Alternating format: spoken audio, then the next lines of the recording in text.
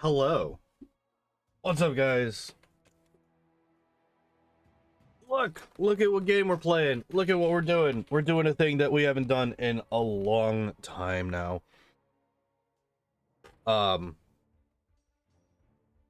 doing some Autobuild Judgement days. I did not prep for this. And as it turns out, I don't have any saves for this. So we're currently grabbing the 3 people that we need. I also decided to make use of having one of the pre-built characters as well. That way, what's up, Taco? What's up, Ricardo? How you guys doing? That way, once we get done with the companions, I can do the pre-built characters as well, since they are different than normal. Hello, buddy. Are you gonna come down and say hi to everybody? Come on. Come on, you dum-dum. There you go. Non-modded saves if you need any. I don't think that will be necessary. We should be all right. We just gotta he is Mr. Protagonist guy.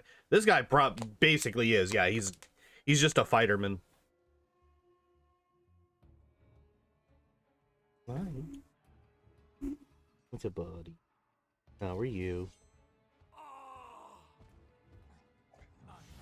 Acts like I give him no attention.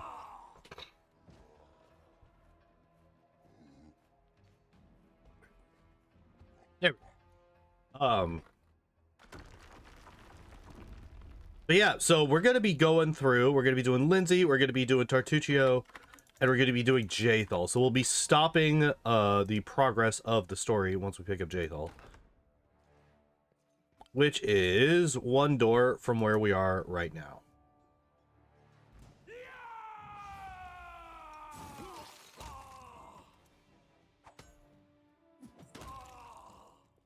How dare you get a sneak attack on me, you son of a bitch. Oh, I'm sorry. It's 1... Why is everybody here so slow? Stop being slow. Should have picked the paladin, dude. There are no paladins in MC. This build must be unique. Normal auto builds look like how far I've gotten in the cape. Fair enough. Alright, so now we got Jaethal. Alright, and we have everybody with like 10 million experience points. So we're gonna go through and we're gonna start with Linzi now. Now that we have the 3 that we want to do. Alright, Linzi. Let's take a look. All right, so she started off, so she's got extra performance, point blank shot right off the bat. Extra performance. I think extra performance is definitely important in the early levels. Extra performance definitely falls off as you progress further into the levels. Like once you start getting, because how many do you get? Where's the Wrath UI color palette? I agree for sure. Where is just the basic performance?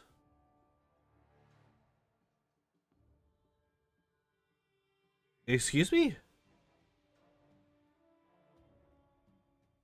Oh, cats are getting mad at each other again. Huh. Interesting. I don't think that there's an actual icon to check out for just basic bardic performance.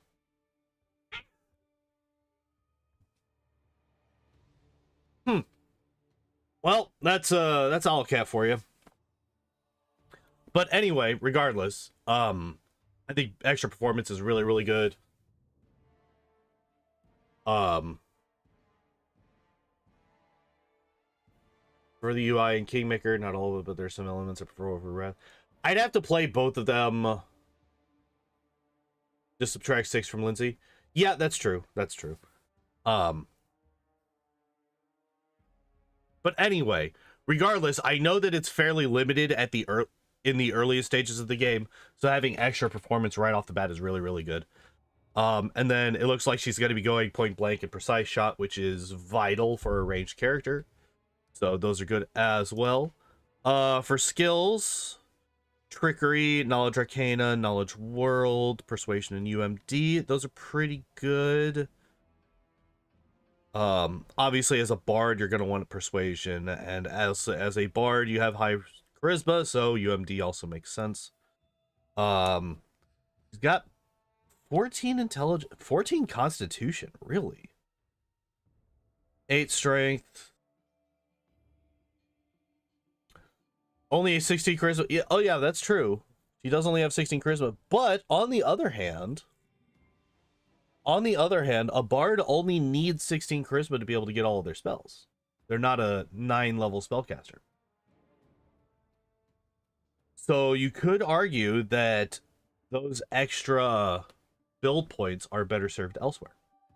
There's an argument to be made.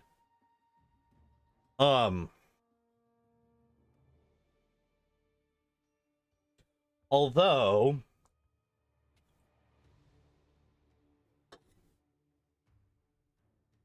I am not sure that I'm a fan of this particular build. If you're going to go down to 8 strength, you might as well go down to 7. I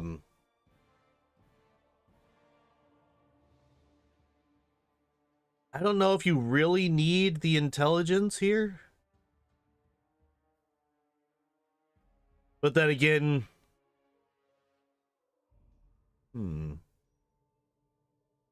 these aren't the, it's not the worst. It's a little bit weird. It's a little bit weird. All right. Abilities, yeah, point blank shot, that's fine. Starting off with ear piercing scream, cure light wounds, and hideous laughter. She didn't subtract any. Oh, that's right. She's a halfling, so she's got a. So she could actually go down to -5. To -5 to 5. The 2 use of BG3 bards being OP. Forgot that I never really played with one in Wrath. Bards are pretty good. Like they give some pretty damn good attack bonuses in combat. Like they are definitely for me bards are 100% Inspire Courage bots. That's basically all they do. Also like weak ass healers. Speaking of, we got Cure Light Wounds, Ear Piercing Scream, and Hideous Laughter. Hideous Laughter is a good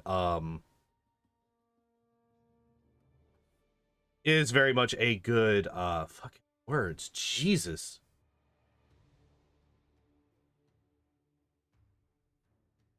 Crowd control. That's the word I was looking for. Very good crowd control, especially early levels. Ear Piercing Scream is really nice because almost nothing in Kingmaker has sonic resistance. So it's guaranteed damage, right?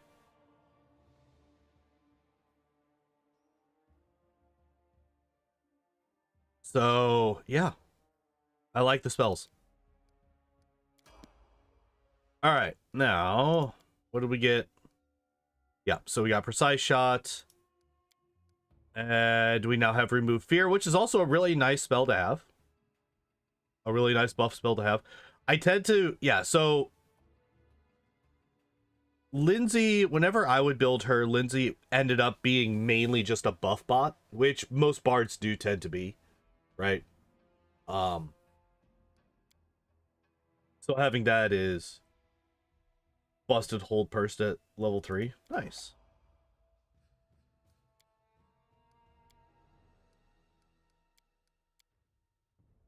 She is boosting her charisma, which makes sense. We get Heroism and Glitter Dust. Both of these are really good. Although, only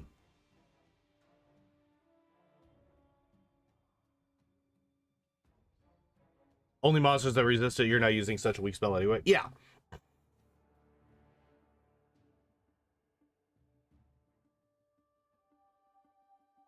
Is Glitter Dust, like, Heroism is definitely the one that you want to pick here, right? Heroism at level 2 is super busted. So you definitely want that. But do you want Glitter Dust over, like, one of... Well, let's see. What else do we have? Fox's Cutting Eagles. Cat's Grace is pretty good. That's pretty powerful. Probably not one of these two unless you have a wizard or a sorcerer in your party. These don't really do that much for you. But maybe Cat's Grace over Glitter Dust. On the other hand, Glitter Dust has the blind aspect to it. Also removes invisibility, which there are a number of enemies that try to go invisible. So Glitter Dust isn't the... Like, I like Glitter Dust a lot. I like Glitter Dust a lot. I think that maybe Cat's Grace would have been a better option here. But beyond that, I think Glitter Dust is probably the best one.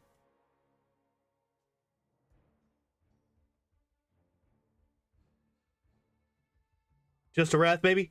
That's fine. Just replace demons with Fae, and you're pretty good.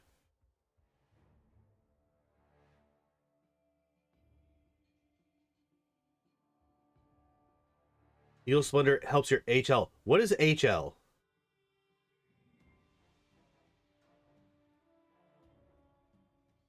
What is HL?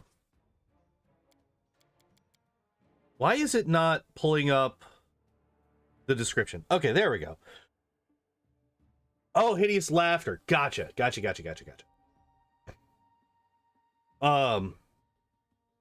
Dust is a will save. Interesting.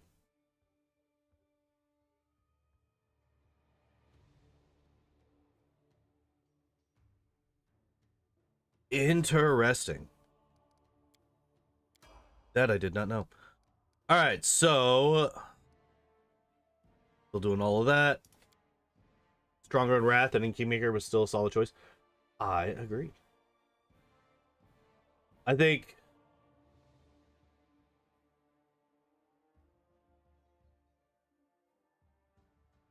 yeah, Glitter Dust is just a really strong spell. It's not one that I use very often. But that is more because I prefer direct damage when I play these games. As golems and things like anime objects got shit about. Yeah. I for whatever reason I was expecting literally either of the other two saves, reflex or con, more than wisdom or will save. Lingering Performance. I don't know if I like this.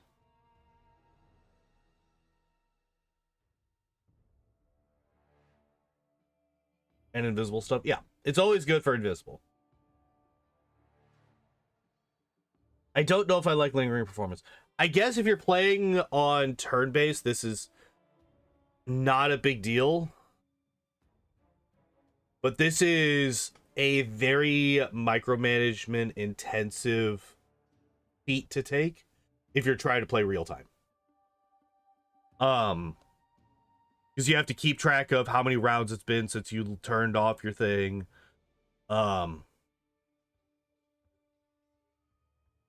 Basically massive visit level 2. Fair enough. What could she take instead? She could take Weapon Focus, Crossbow, Deadly Aim, Die Hard. No. Improved Initiative.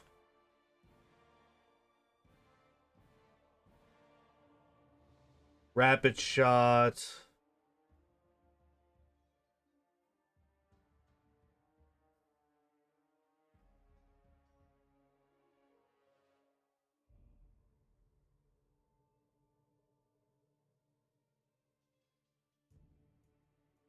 After you kill Iravetti, speed is incredible because you can cast all your buff songs at the same time in turn 1. Wait. But you're so... Wait, do they... One is supposed to cancel the other, though. Anytime you start a new bardic performance... Like, it specifically says... If you begin a new bardic performance during this time, the effects of the previous performance immediately cease.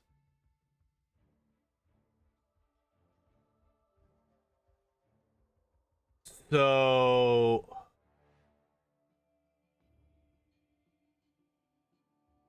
Is that just busted?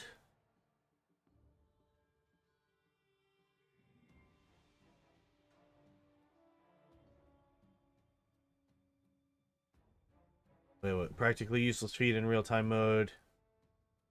Even turn-based, you need levels for movement, free action, performance, or otherwise you double your performance by not acting every other turn. Yeah, that's fair. But, like, you get your, you get move action performances at 7.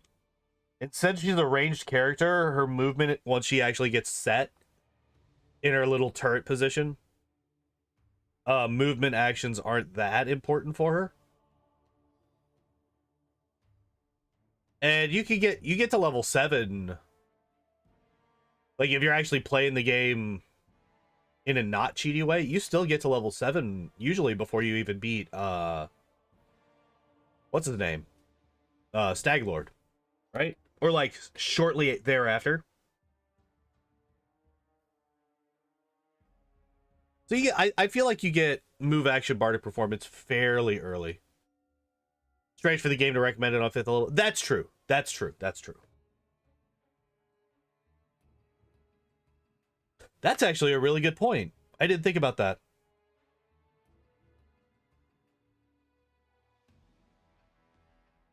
Yeah, I'm just not a fan of that one. Like, you take persuasive, buff her out of combat effectiveness. I think improved initiative is really important for bards. Cast spells more often shooting. Yeah. You ended at 6 at the Staglord fight. Fair enough. And were you cleared out everything, Taco? I assume so if you're looking for a scroll.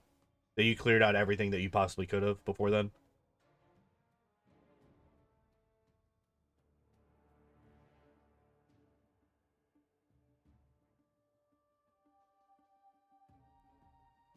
Yeah, there's definitely a lot of options that I would prefer over lingering performance. Anything from as simple as weapon focus, crossbow. You could take, like I said, arcane strike. I learned recently is a lot better than I used to think it was, because this does stack.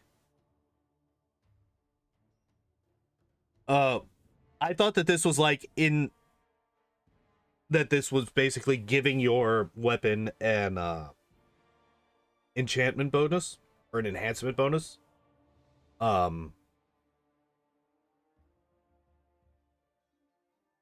it is not. There are teamwork feats of this, like, yes, there is, but I'm going to assume that we're taking no teamwork feats, just like the Wrath builds did not take any teamwork feats. Obviously, a lot of teamwork feats would be good as well, although less so for her than for a melee character.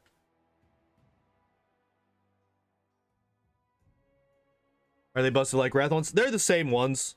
Coordinated defense, coordinated maneuvers, allied spellcaster. She probably doesn't get outflanked yet. She probably doesn't get outflanked until level 7. Yeah, because it'd be right here. Oh no, wait. It'd be right here. Shield wall, shielded caster. Yeah, there's a lot of them. And they're the same ones. They're just the same ones. Yeah, outflank, precise shot, shake it off, shield wall, shielded caster, all those. But anyway, yeah, you could get something like persuasive, you could get something like improved initiative, you could get, yeah. I've already said this. All of this. We got cure moderate wounds. That's not a bad choice.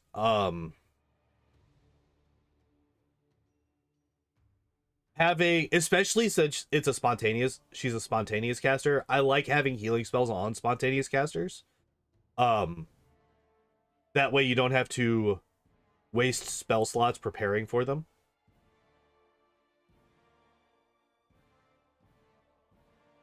A lot of your Wrath builds will transfer over. Yeah, that's true, because you don't get to build your pets in this one.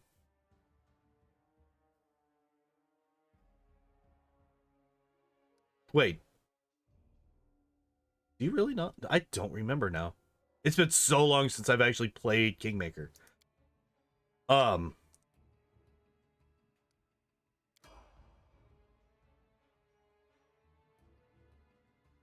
suck in this game? No, pets are very, very good in this game. They're quite OP.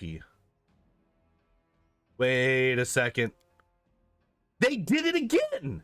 They did it again! They keep the fucking pattern of every bard getting a fucking perception booster when they don't put any points in perception.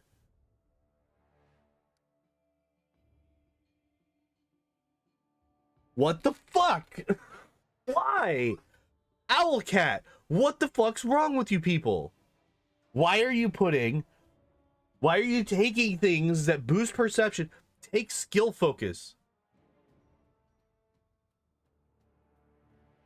Take weapon focus. Take a combat trick. I'd take fast stealth or iron guts over this shit because at least they do something. It can't be a misclick. It can't be a misclick because they've done it 4 fucking times now.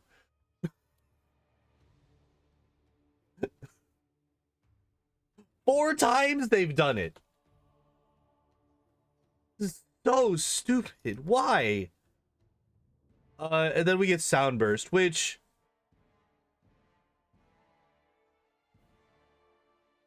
the fort save...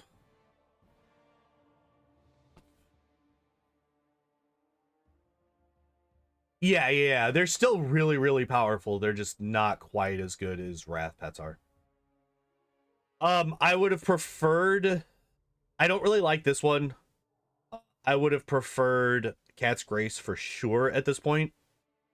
Like, even Cure Moderate Wounds, I was like, maybe Cat's Grace instead. But now, instead of Soundburst, I definitely would have preferred the buff spell. At least Cat's Grace. At this point.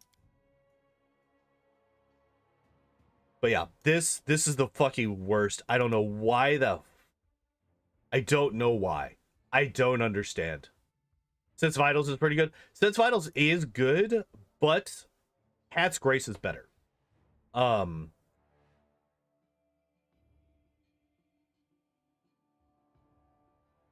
Like she's got what, like a 14. Oh, so she's got a 16 dex. So she's got a decent chance to hit, but I don't really feel like buffing her physical combat is that worthwhile. It's not like she's Ekundayo or Arushale or like fucking a full BAB ranged attacker.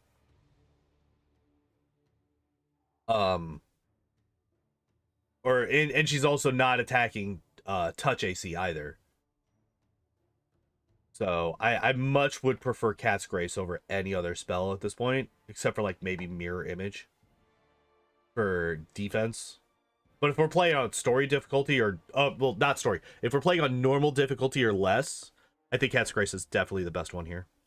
I don't think you need Mirror Image on a ranged character over Cat's Grace, which can buff anybody in your party.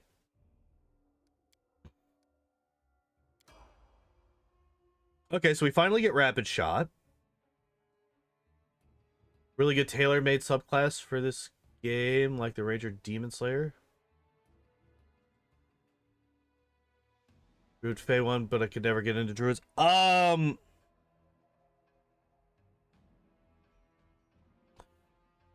don't think so. Try to remember. We might, if depending on how much time we have left at the end of the stream, we might take a look at that kind of stuff. So we finally get Bardic Performance as move action. We get Rapid Shot. We could have swapped Rapid Shot and Lingering Performance. I think that would have been a better choice. As was mentioned in chat earlier,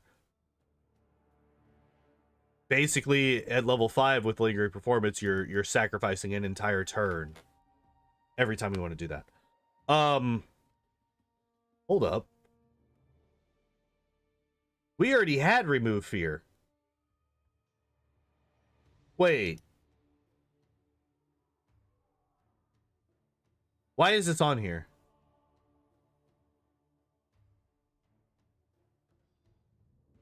We already had Remove Fear. You also don't get a level 1 spell when you first unlock level 3. This is weird. I think this is just a UI bug. We're going to ignore this. We're going to ignore this level 1. However, if we're looking at the level 3s here, these are might be the 2 best level 3 spells for her to pick. Argument could be made for Delay Poison Communal.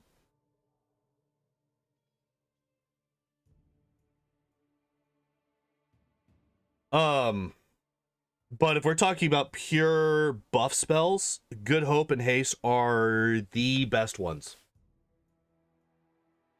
The single best spells for us to pick. I actually really like these. Arguments to be made for other ones. Like I said, Delay Poison Communal, you could argue over Haste, maybe. If you have another Arcane Caster, you could take Haste with the other Arcane Caster and get Delay Poison Communal off of Linzi. On the other hand,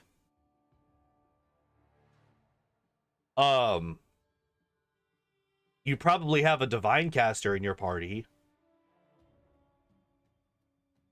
so they would have access to Delay Poison Communal.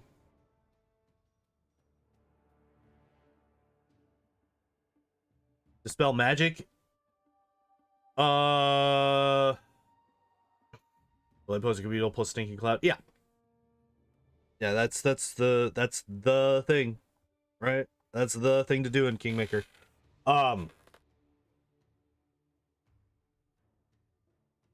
Usually don't take Heroism, wait until I get Good Hope. It saves you a lot of casting. But you get Heroism really early on a Bard, which could help if you're...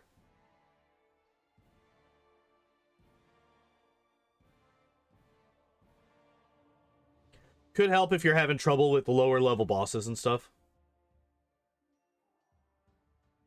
But yeah, Good Hope definitely does save over Heroism.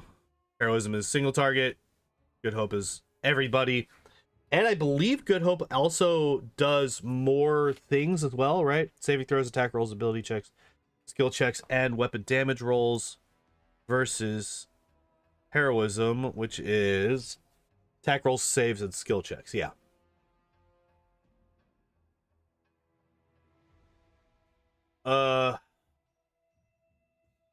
Can't go wrong with a ranger with favorite enemy humans, Fae, or magical beast. Yeah.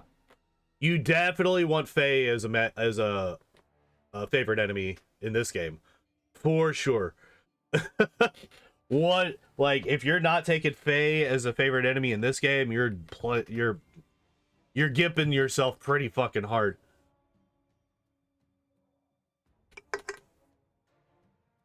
All Fae are chaotic, yeah. Not chaotic evil though. A lot of them are chaotic neutral. That's something that you got to keep in mind in this game. Your enemies are not usually chaotic evil. You're facing a lot of chaotic neutrals, especially in the end game.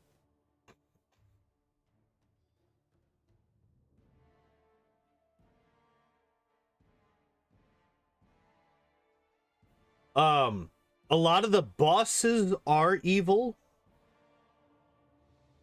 but a lot of the fodder are not. And Like, especially in the end game when you're fighting all of the Wild Hunt Fae, those are all chaotic neutral. And those are not people that you want to take lightly. Like, that's one of the things that I was super happy about once we got to that point in the speed run when we could just ignore them forever. Oh, so nice. All the enemies in Vorticais, like, yeah, those are mostly undead though, so that makes sense. Undead by definition are evil. I wonder if a lot of the people in Pytax are evil.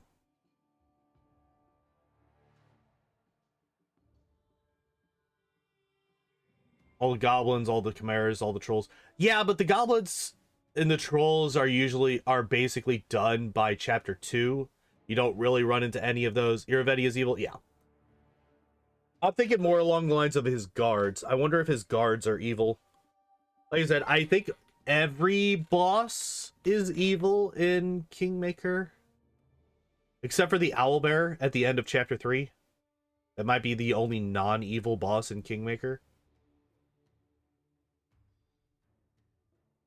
Because what chapter ending bosses do you have? You have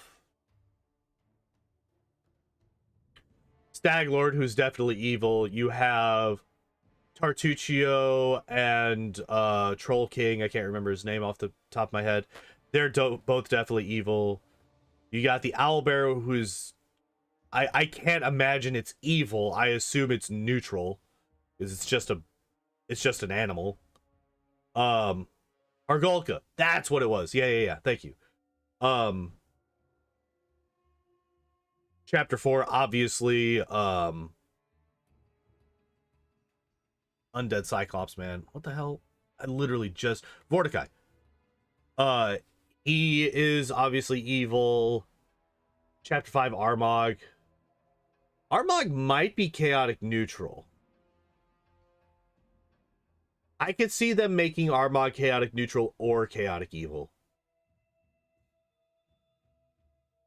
I could see him being neutral. Iravetti's obviously evil. Nyrissa is evil. So yeah, 1, maybe 2. Maybe 2 if they make Armag chaotic neutral. Armag is neutral. Ah, I was right. So yeah, 2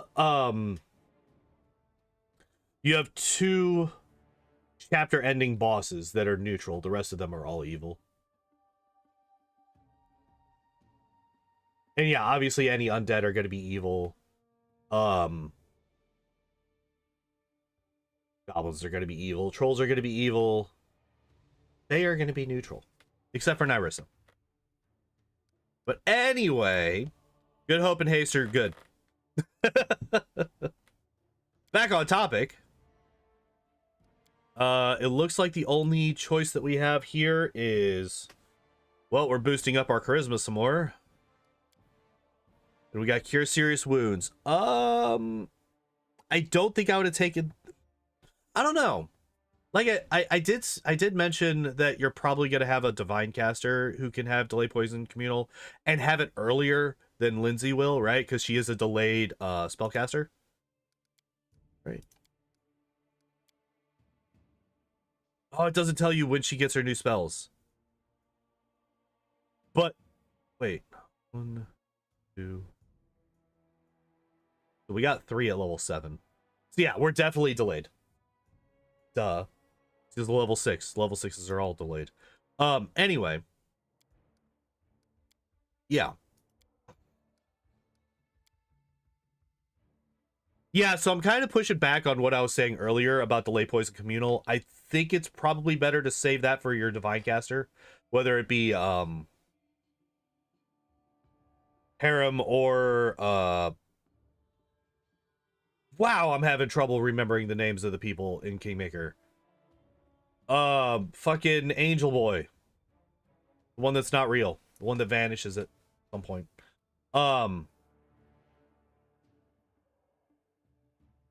Tristan. That guy.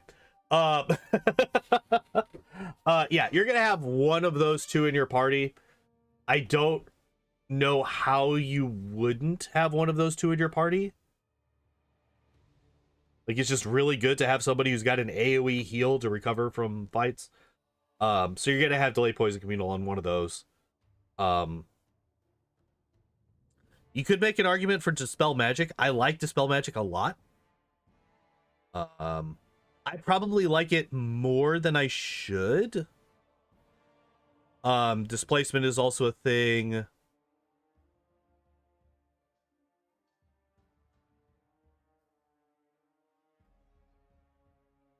Character level up UI stuff is hidden in this game. Yes, I agree. A lot of the character level up stuff. I mean, there's not even a bubble for bardic performance. Not even a bubble for bardic performance on here. Not as necessary. Not that many things to dispel. Try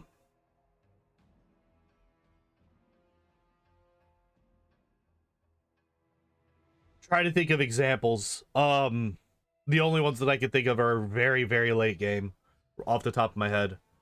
Or like doing weird shit that we do in the speed run, right? Like if you're just playing through it normally, I guess dispel magic isn't as important.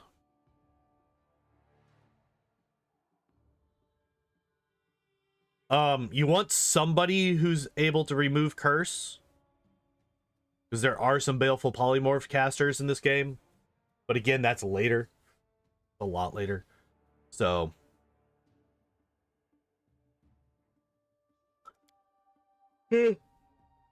I guess Cure Serious Wounds is probably fine here. You could argue for displacement, but I think you kind of want to try to limit the number of Lucky Prismatic Spray spammers. I'll always remember my very first Kingmaker playthrough. Iravetti got me with Baleful Polymorph. My main character with Baleful Polymorph. So, and I couldn't get it off. So, like, the next few fucking cutscenes, where, like, I'm interacting with people. I think I, like, quelled a riot as a puppy dog. It was just really fucking funny. Going through this little pupper walking around and doing shit. The camera focusing on him like it was something important. It's just a little doggo.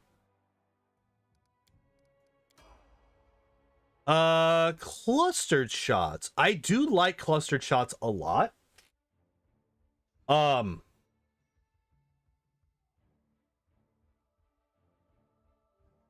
Is it better than anything else that you can get, though? We still don't have improved initiative. Fuck this. We still don't have improved initiative. Puppy stop rebellions are noted. Yeah.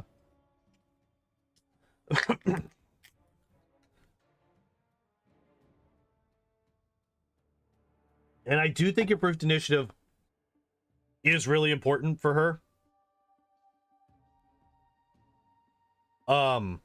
Just in case we get into a fight, she doesn't have weapon focus still. That's true as well, but I'm less worried about her even having weapon focus. I much prefer, like, we've got 2 feats that boost up her songs already, and improved initiative is basically that plus. Because it allows us to get her songs out earlier in the first round, which helps us buff more people in the first round. Before they take their turns. Whereas the toughness, get out of here. She does not need it. She does not need toughness. She's already got a 14 con. Oh fucking hell. I really want her to have improved initiative.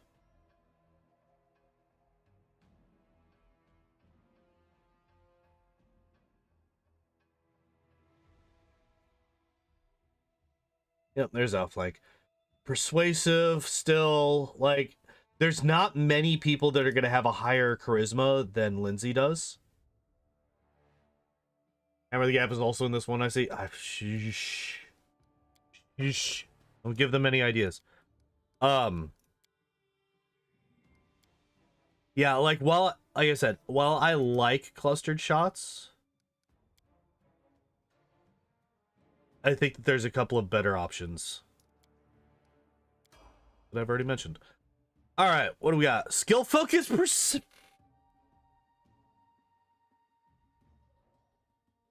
Shoot me.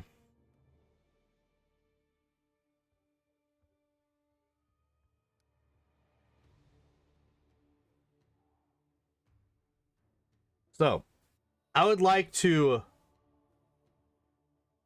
bring everyone's focus to that 0 next to the total ranks put into perception. And then I would like you to also notice the +4 for Candy Observer and the +3 for skill focus perception. Who do I think will have the best build? Octavia.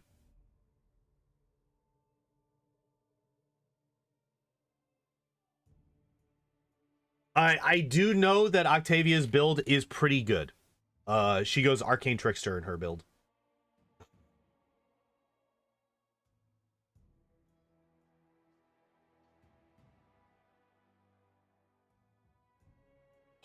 It's every time. Every time with a bard, they fucking do this.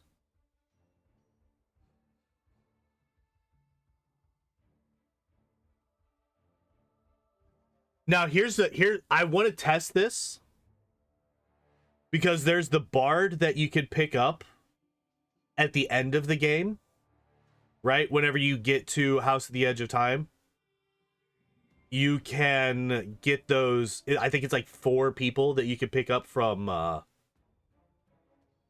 Linzi was the progenitor, yeah, right. There's the 4 mercs that you could pick up. One of them is a bard. I wonder if they have this shit too. But that's fucking stupid, and I'm not a fan. We did not actually have mirror image.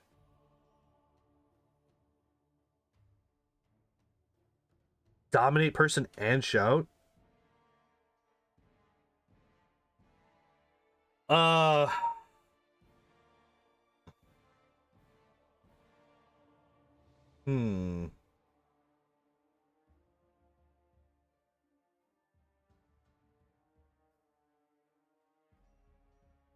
Shout is great. My problem with Shout is we don't have any feats that boost save DCs. All of our offensive feats have been focused around her shooting her crossbow. I would not have any problem with going with Shout, except for that point.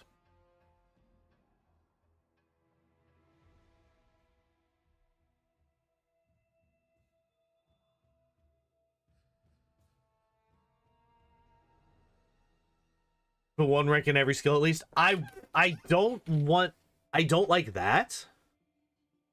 Because you don't want your characters to be okay at everything. You want them to be really good at what they're focusing in. So and so she's getting what? 1, 2, 3, 4, 5. So 1, 2, 3, 4, 5, 6. So you would need 1 full level plus 1 extra rank to be able to put 1 point into every skill. And it's just not worth it. Like, she's never gonna beat your actual lore religion or lore nature person. She's not gonna beat, like, look at this. Her perception is a +10, and she's at what level? She's at level 10. Jaethal's at level 1 and already has a +10 because that character is focusing on it. Now, perception is one of the only ones where having an okay perception is better than not having one, because everybody gets perception checks.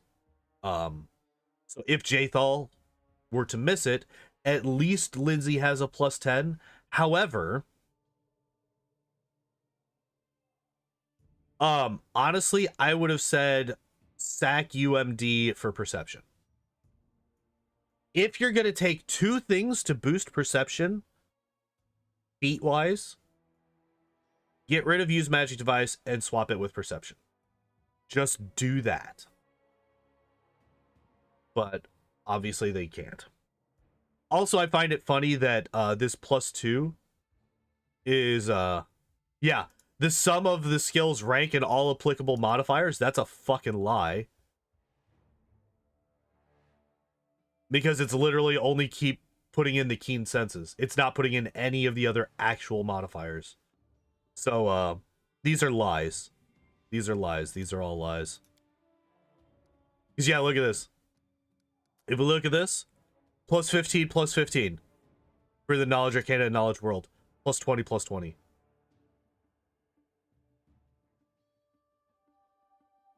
Okay.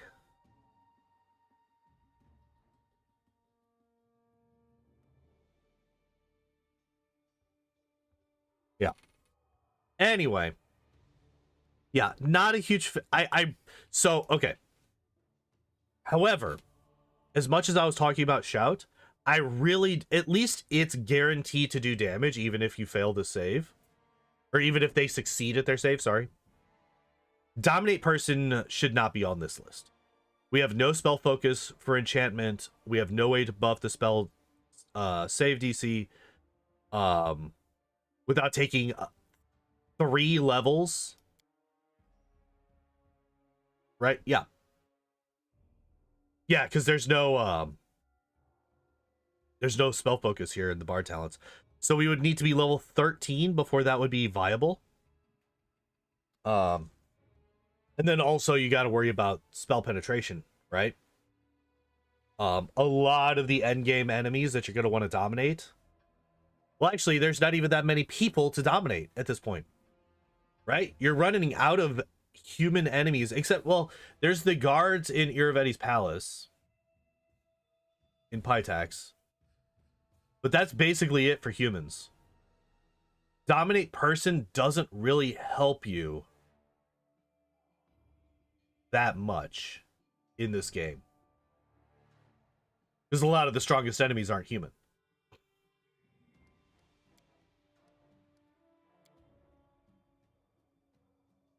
Okay, if it gives you +1 to enchantment DC, that's fair. I didn't actually know about that, but I think you just replace Dominate Person with freedom of movement, or maybe Greater Invis. Like, I think one of these two is a better choice. Obviously, as a speedrunner, I want all the dimension doors that I could possibly get. But in a normal run, ignoring my bias towards dimension door, I think Freedom of Movement or Greater Invis are probably better spells. Definitely better than Dominate Person. Definitely better than Dominate Person. But, you know, you could also take Dimension Door. Also, just Cure Critical Wounds. Could just do that as well. Although I feel like you're probably going to be doing Cure Critical next level. That's my guess. No, interesting. Oh, hey, there's spell. So it's literally what I was just saying. We're finally getting spell focuses, and it's going to be enchantment. And we get Greater Invis and Feather Step. So no Expeditious Retreat, no Grease, no Unbreakable Heart. Not even any enchantment spells. Right? It's fucking Feather Step, which is fucking okay. Why?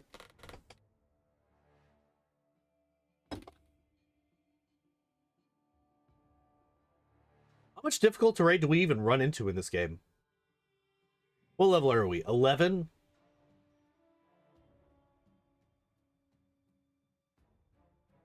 Hideous Laughter is enchantment. That's fair. That's fair. But like, you get like Hypnotism, Haze of Dreams, Sleep. Like, there's a lot of enchantment options at level 1 over Featherstep. If we're taking spell focus enchantments. Yeah, I'm trying to think of difficult terrain just in general.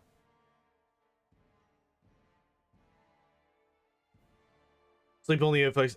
Yeah, I was just lumping that in with the other ones.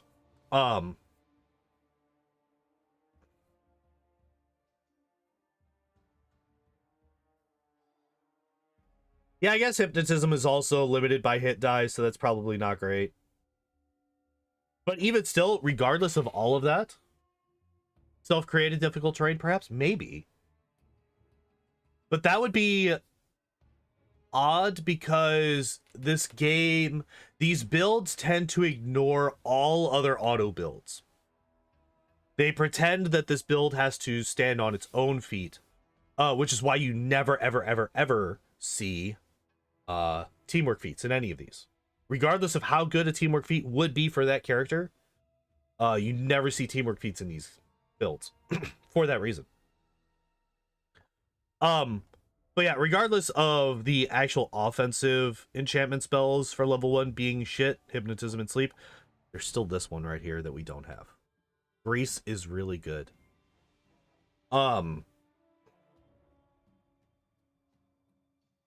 Also, I really like Expeditious Retreat. But that's more me because I do the speed runnies. Greater Invis I'm fine with. Spell Focus Enchantment. That's so weird. That's so weird to get at this point. I feel like if you're going to get Spell Focus Enchantments, if you're going to go focusing on spells, you should probably have replaced Rapid Shot and Clustered Shots with it. Because if you're going to be using your turns to cast spells, you're not going to be using it to shoot. So going for both of these is a bit redundant, right? Especially at this point, you're very unlikely to run out of spell slots.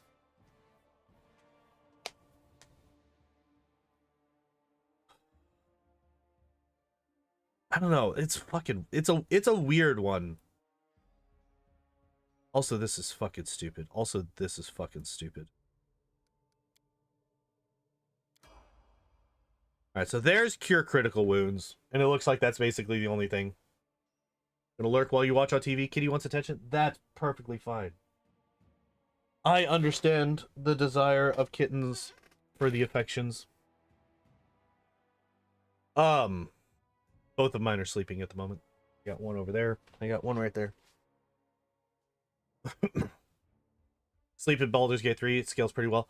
Yeah, sleep does not scale at all in Pathfinder, unfortunately. But yeah, we just get Cure Critical in this one. I think that's fine. I think that's a perfectly fine choice, so we're just not going to go into that one too deeply. All right, so we finally get the Bardic Performance as a swift action. We get Greater Spell Focus Enchantment. Now all we need is Spell Penetration and Greater Spell Penetration, and then we can actually use the spell at maximum potential, which is nice. Spells, we get Slow, which is like we have an enchantment spell here that we could make use of.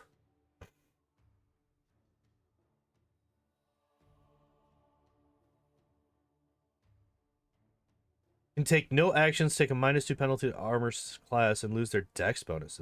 Damn. That's actually pretty nice for a level 3.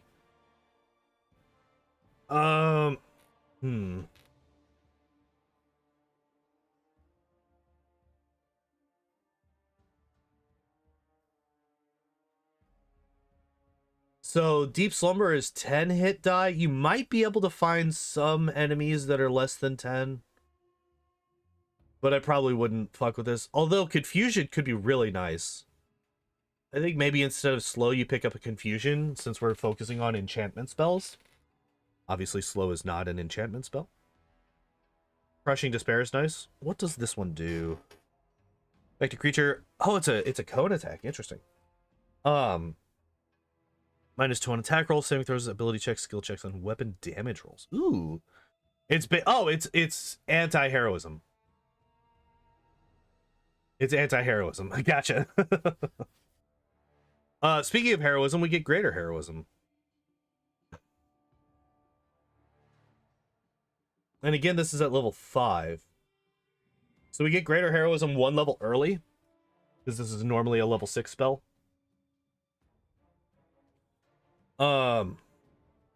Cacophonous call.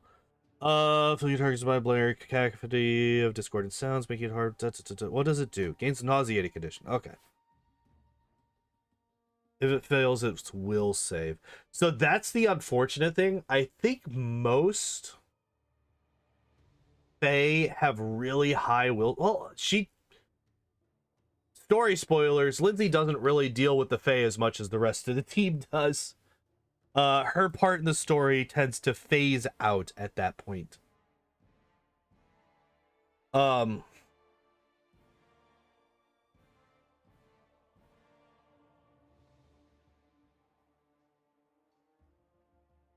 Yeah, you don't really. They have high reflex saves. Don't they also have high will saves? I feel like their weakness is their fort saves more than reflex or will. But I could be wrong. Fort and will are not that high. Okay, that's even better then.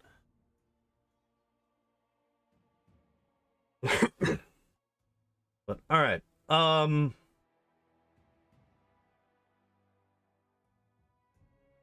Nauseated is the one where you can't attack, which is good. It's actually really nice. Okay, so that's fine. Spell magic greater.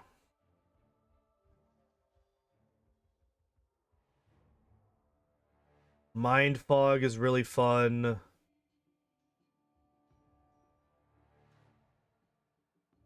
Cloak of Dreams. I don't like Cloak of Dreams. I've never liked Cloak of Dreams. It doesn't matter what character. Unless you're solo, Cloak of Dreams is really dangerous. Because you could literally just put your own party members to sleep.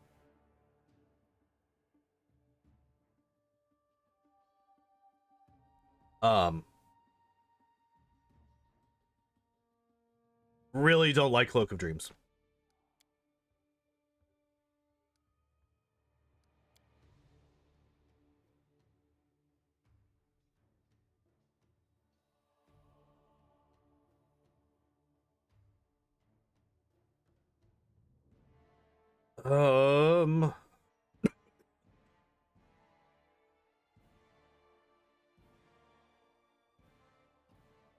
The Party of Elves, I guess. That's fair.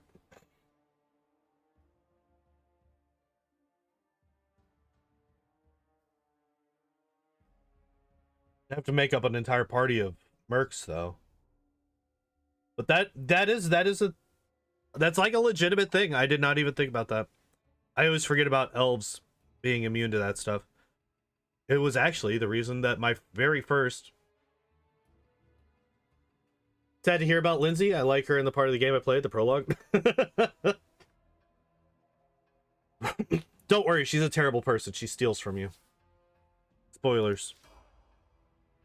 Oh, you do get Mind Fog, and you do end up getting Sense Vitals, and then you get Weapon Focus Light Crossbow. What the fuck? What is this? What is this build? Oh, okay. Okay, I see. Also, why would you ever take light crossbow over heavy crossbow in this game? There's literally no reason to ever be using a light crossbow. Heavy crossbows just do more damage. There's no penalty for using a heavy crossbow over a light crossbow.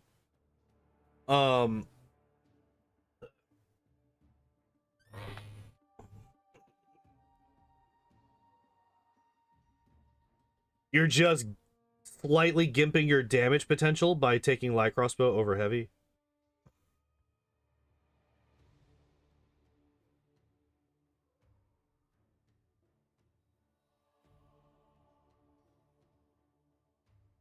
But Joyful Rapture is bugged in this game. It doesn't work. That's unfortunate.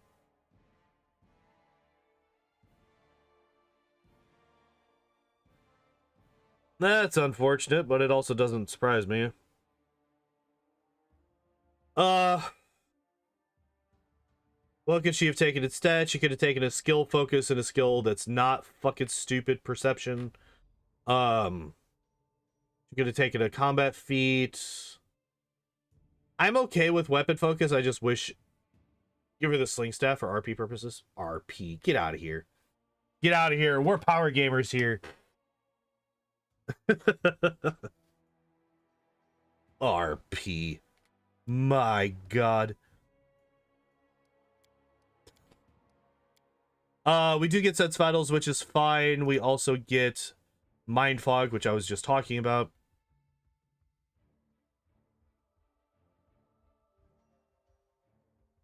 Oh, wow. Yeah, if that did actually work.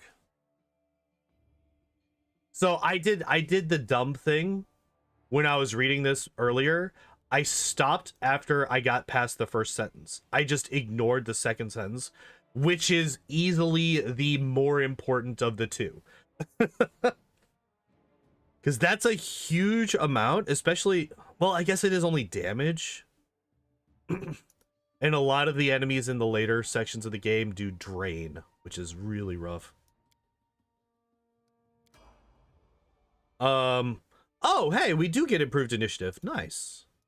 I approve of this. Still don't... Yeah. Our build's weird. We do get Cure Light Wounds Mass. I don't like the mass cure spells. I'm not a fan of those. I would have... We RP as rulers who equip and their subordinates to equip... who order theirs. Yeah, exactly. Exactly. We shall be optimal in all ways. Except for when we're not, because I'm a stupid sometimes. I think at this point, the Spell Magic Greater, or even Phantasmal will ever quiche out. I'm not a fan of the Cure Light Wounds Mass. I don't like these spells.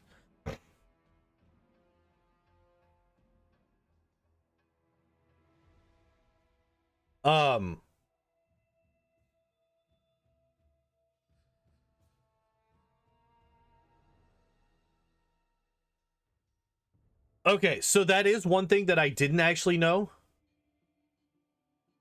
Mass Heal is the only good Mass Cure spell. This is true.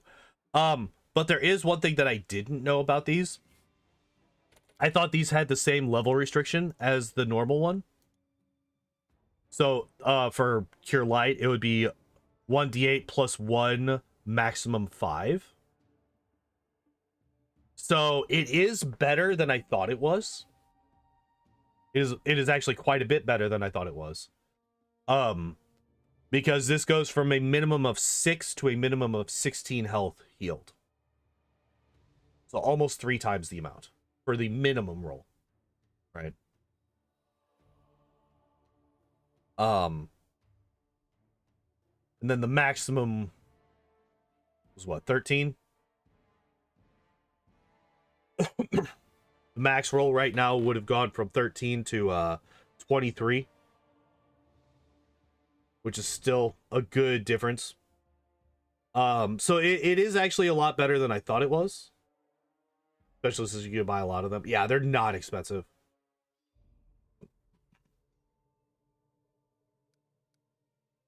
They are not expensive spells. And yeah, I've been barking on about improved initiative this whole time, so we're not gonna worry about that one too terribly much. All right, what do we get? Hold Monster, Brilliant Inspiration, Overwhelming Presence. Overwhelming Presence, I think, is probably the strongest offensive enchantment spell. Can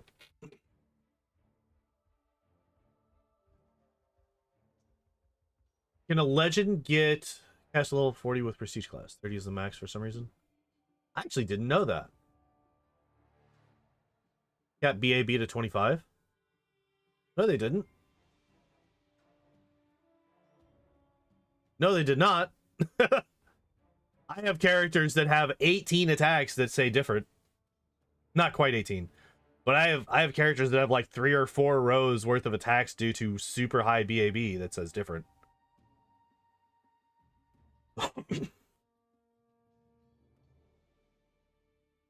um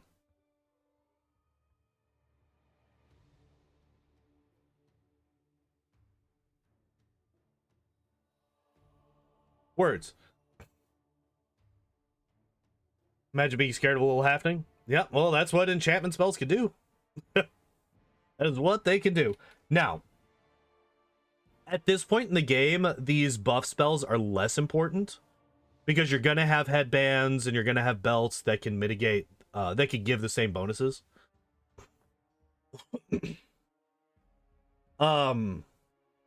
Shout greater. Waves of Ecstasy is hilarious. I absolutely love this spell. You just make everybody come in their pants.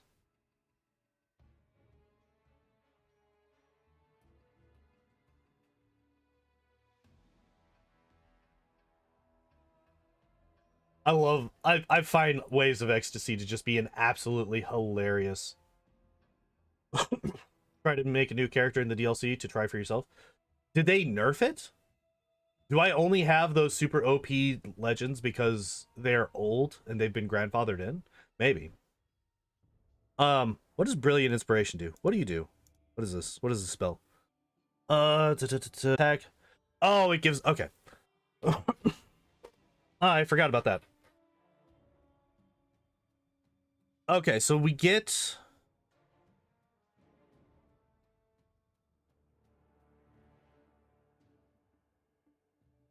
Hello?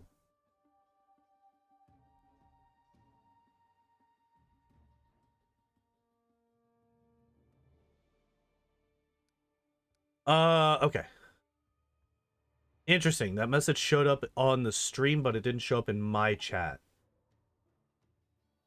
Changed to the last patch? Maybe. But anyway... So this spell gives somebody advantage. This spell gives somebody advantage. Okay. And Overwhelming Presence is like really, really strong. Yeah,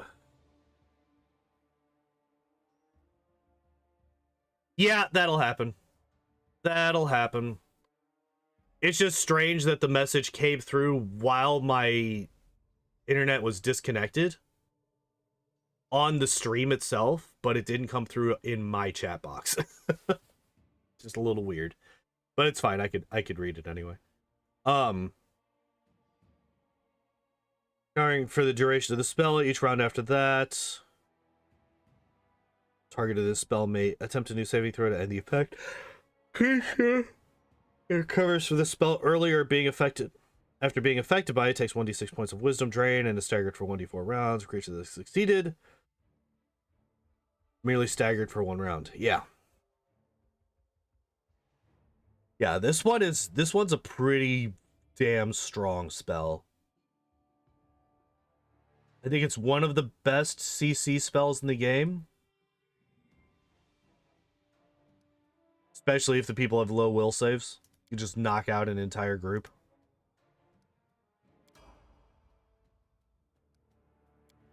Alright, so we're now getting into the levels. We're now getting into the levels that are difficult to reach in this game. So I've played through this game twice. Normally. Like, normally. Without doing speedruns or any of that stuff. And I was not able to hit level 20 either time. And the second playthrough was way more thorough than the first one.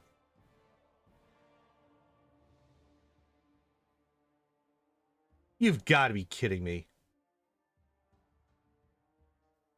Do we have weird? No, we're only a 6th level caster. There's no weird here. Hell, I don't even think we have Phantasmal Killer.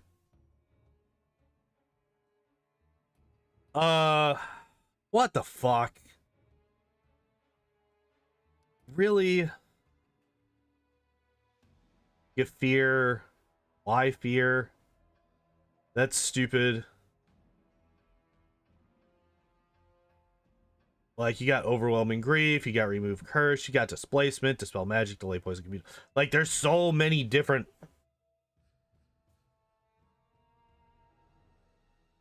Getting to level 20 in this game is pretty easy while getting infinite money at the same time.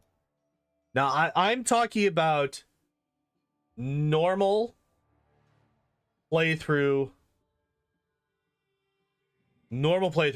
without using any gimmicks or glitches or anything like that. Normal playthrough.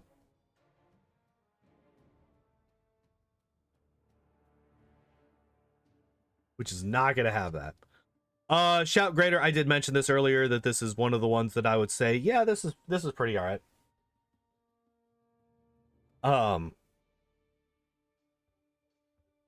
Functions like Shout, except the Dakota deals 10d6. Those creatures be stunned for 1 round. Creature in the area of the cone can negate the stunning and have the damage for with a successful fort save. Yeah. I think that's fine. I think that's probably the best one out of the rest of these. You could say Waves of Ecstasy is a viable alternative. Give you an Elven Curve Blade that you can sell for 60k? Jesus. But Shout does a lot of what Waves of Ecstasy does, but it also does 10d6 damage. Minimum 5d6, right? Alright, Fast Stealth. Hooray, and we do get Waves of Ecstasy there. So we're not taking any more skill focuses, no more combat tricks, and that is the final bard talent. It's a mechanic for that item. Yeah, but it's definitely, I don't think that that's the way that they intended the item to be used. I could be wrong. And obviously, I'm not like, how dare you do that thing? Oh my god. But I do think that a lot of people are not going to think to do that without finding out about it online or something like that. A lot of people are not going to think to use that item that way. And like in the natural progression of the game, it is nigh impossible to reach level 20. I feel very, very confident in saying that. Fast. I mean, like, she still has a lot of combat feats that she could take. A lot of combat feats that she could take. She also has multiple skill focuses that she could take. I think Fast Stealth, I think, is probably the, like, tied with Iron Guts for the least useful. Jaethal cannot die. She's perfect to abuse the cloak. Fair enough. Yeah, these are both fucking useless to us. Fast Stealth, because let's find out what's her stealth check? What's her stealth check? Oh man. +8? Man, it's really nice of her to have fast stealth with her +8 with 0 ranks in stealth. Thank you, Owlcat, for that. Thank you so very much. Improved Great Fortitude. Oh my god. And we got Shadow Evocation, still not getting Dispel Magic Greater, still not getting Key Shout, not even getting Phantasmal Web. But sure, why not? Let's get an illusion spell that we have nothing to boost it with. Alright, and then the final level, we get Neutralize Poison, which poisons have been neutralized since level 5. Thank you very much. And we get Cure Moderate Wounds Mass. +1 point per caster level. Maximum +30 on each creature in the radius. I don't even know how you get to 30 caster level in How do you get to 30 caster level in Kingmaker? How the fuck is that even a thing?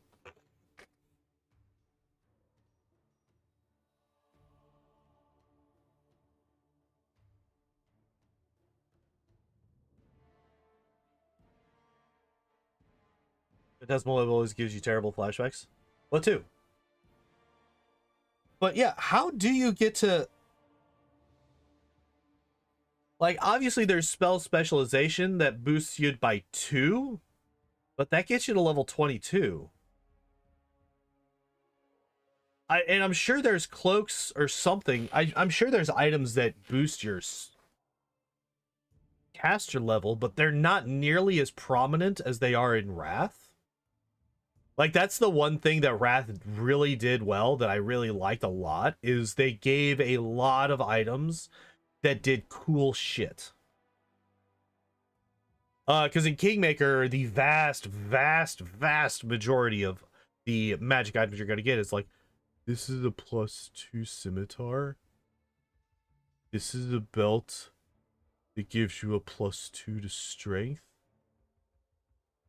These bracers give you a +4 to your armor class.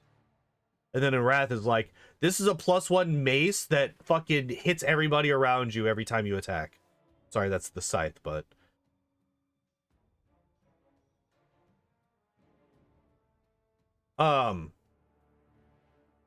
Like, there's so many items in Wrath that do cool shit in addition to the base, like, +2 whatever that those belts or cloaks or whatever usually do.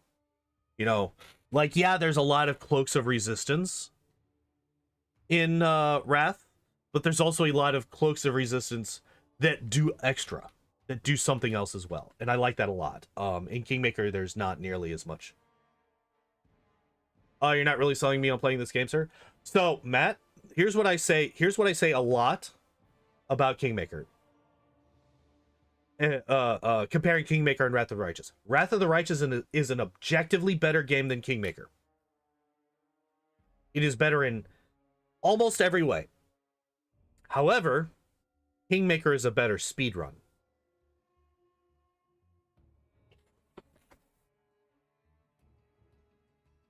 Kingmaker is a better speedrun. Wrath of the Righteous is a better game.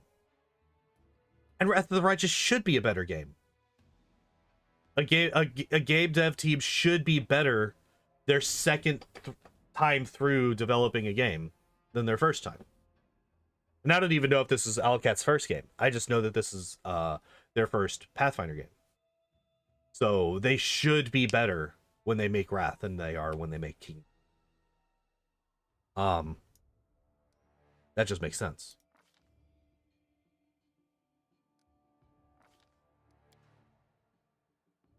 By the way, somehow all of a sudden our charisma is a 21. Also, our charisma is an odd number at the end, so that's fucking great. Owlcat, why? Why do you do this? It's not hard. It's not hard. You don't put...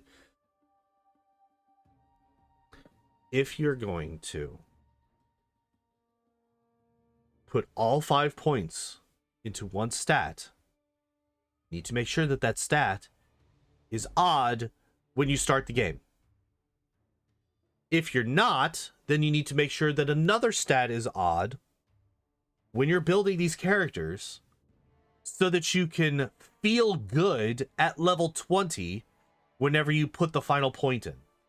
Now, granted, as I mentioned, it's fucking impossible to hit level 20 in this game. Might not actually be impossible, but it's might as well be. It might as well be impossible to hit level 20 through the normal, natural progression of this game without any nonsense.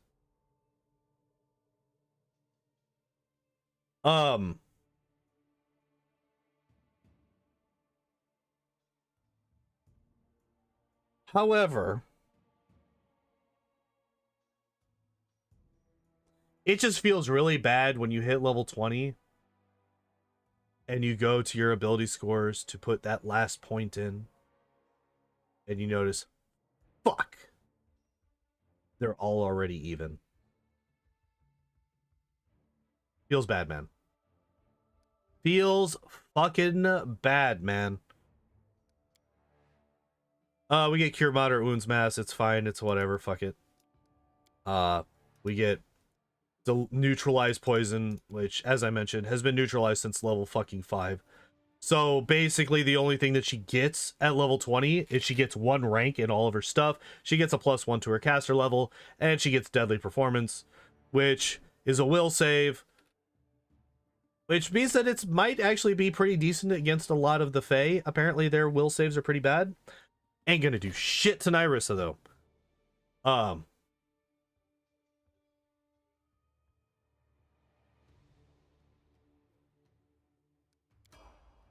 Even doing that, I've never hit level 20. Like I've done the fucking Pumpkin King, Phantom, the Lantern King guy. I've done that in both of my actual playthroughs of the game. You have 4 odd stats to pick from, and 3 of them are even viable. Oh god. Alright, next one. Tartuccio. Let's find out what he does. Nothing at level 2. He is a sorcerer. Sorcerers don't get shit at level 2. That makes sense. Oh, he just doesn't have one. Okay, so that's actually true. Oh, you mean romancing Nyrissa? I forgot that you could do that. I've actually never done that. Speaking of things that I've never ever done, I've never once eaten a chocolate covered pretzel on stream.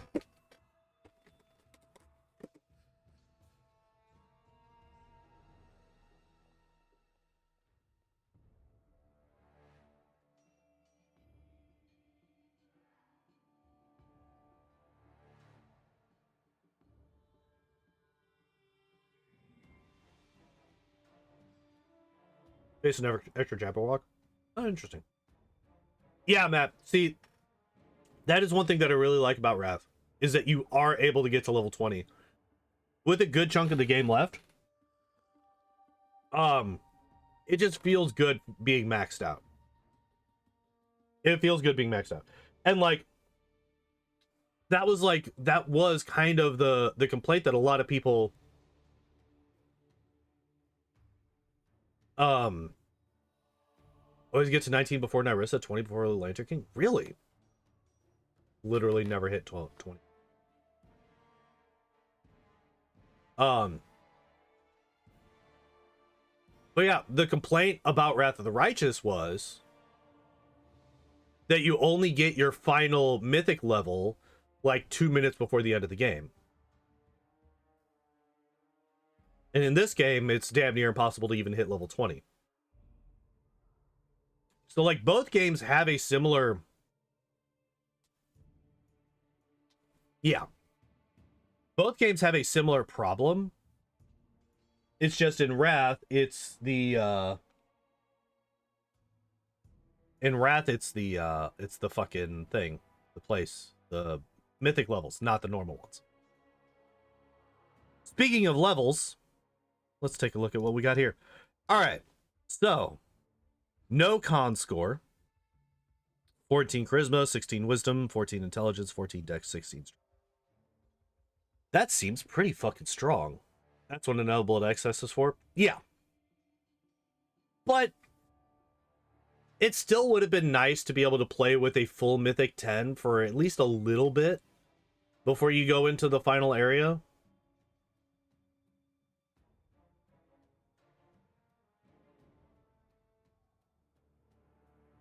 Like, I think once you unlock the ability to get to the final area, you should unlock Mythic 10, like the realization that this is it, this is where fucking go, we're doing this, that should unlock Mythic 10. And then you have Mythic 10 to go and help clear up all of the stuff that you haven't finished yet. And then you can go and finish the game at your leisure. Indicators of DLCs to come, maybe extended endings or something. Yeah, but it doesn't feel good when you're playing the game itself. Right? Like, I mean, there's a reason a lot of people were complaining about it when the game first came out. There wasn't any DLC at the time. Yeah, there might be some in the future, but we don't know. Actually, I think we did. But even still, like, that doesn't take away from the fact that it doesn't feel good in the moment.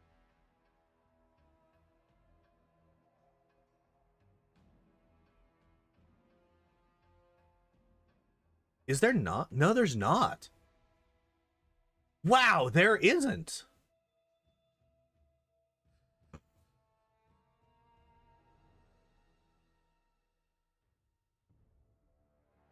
Yeah, actually, that would be a really good time for the final mythic level. Yeah, the Deskari fight, because he's the one who fucks you up at the beginning of the game. So, you finally confronting Deskari unlocks Mythic 10, and you can fight him at your full power. It's like, aha, you were able to beat me before, but now I am a god. And then you kill him. You do get the final upgrade for Radiance. That's if you've done all that stuff. I've literally never once upgraded Radiance all the way. It's never happened. But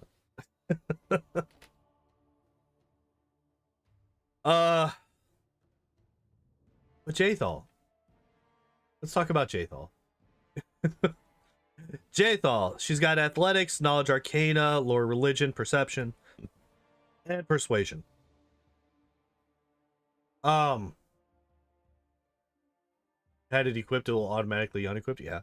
That happened to be such a big troll move. That happened to me with Soul Shear. I was using Soul Shear on my main character. And then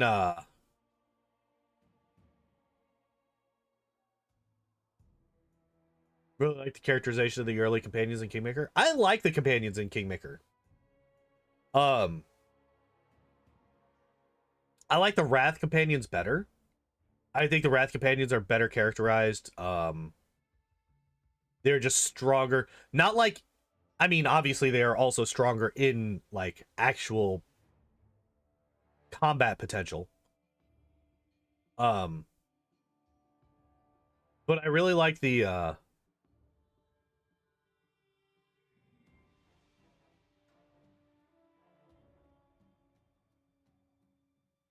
interesting. I wonder why it just did not send that. Huh.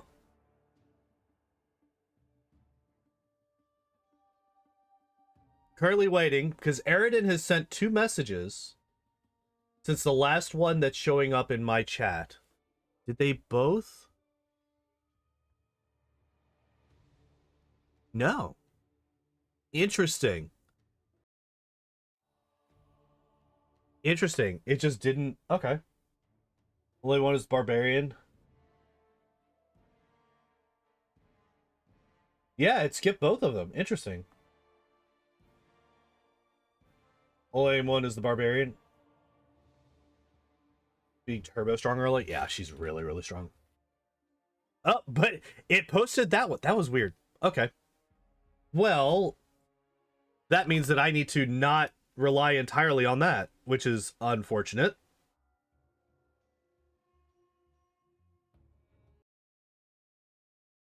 Okay. Well, learning things. Learning things.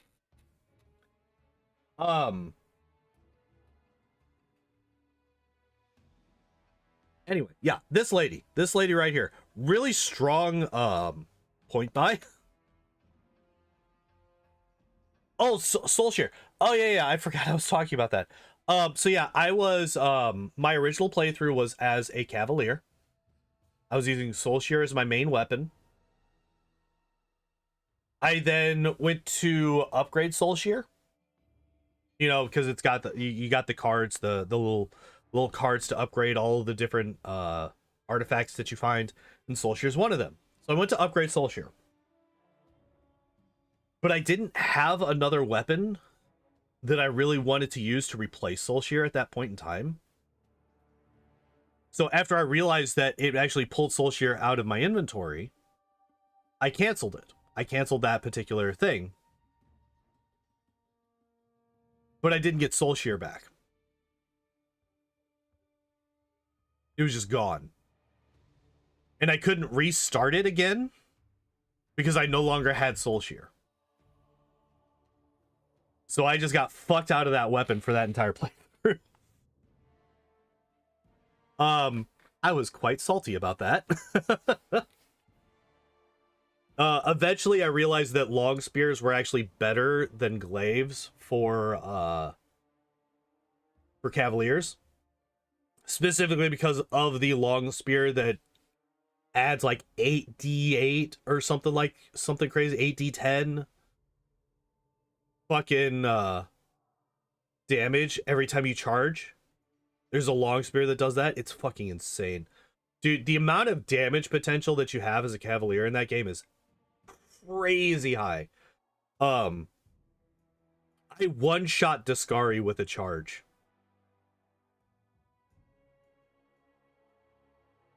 In that game. My very first playthrough of the game, I one-shot Discari on normal difficulty. I crit him, I think, for like 1,400 damage or so. It was fucking insane how much damage I did to that poor bastard. I was like all raring up, fucking buffing up and doing all this shit, ready for this epic fucking showdown from the boss that...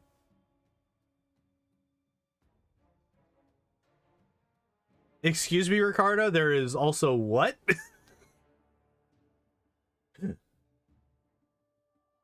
I feel like you meant to type out barding.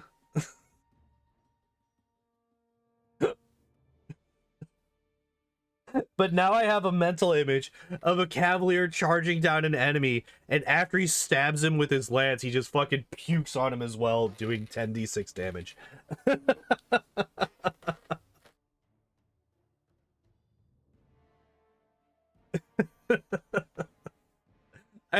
I figured it was either autocorrect or you just fat fingered the F instead of the D since they're right next to each other. But the mental image is really funny to me. So I'm happy that it happened.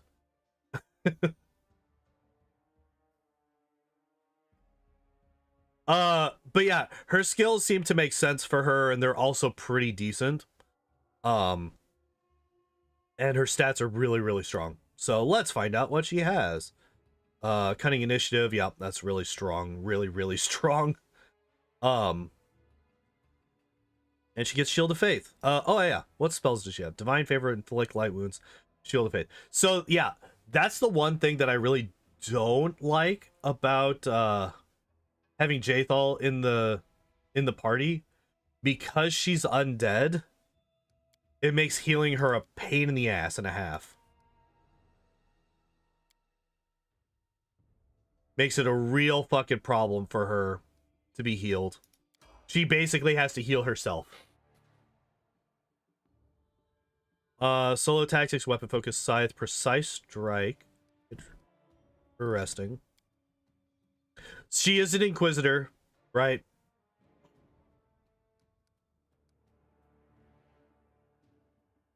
Are treated as if they possess the same teamwork feats as the inquisitor for the prison. Yeah.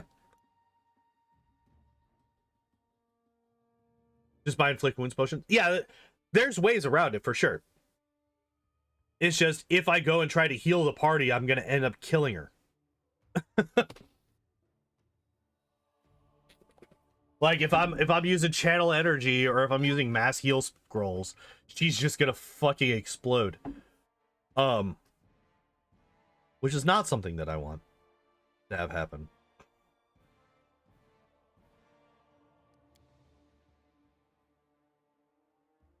Expeditious Retreat.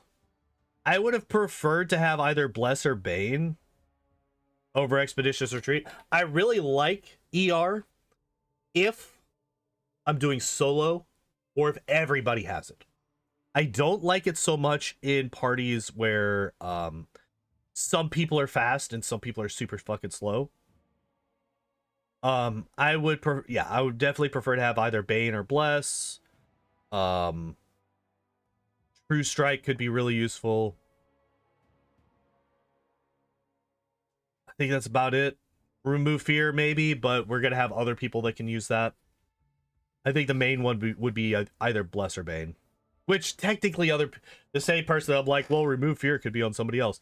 That other person could also have Bless or Bane. But I would, Christian has selective channeling, but Harem does not.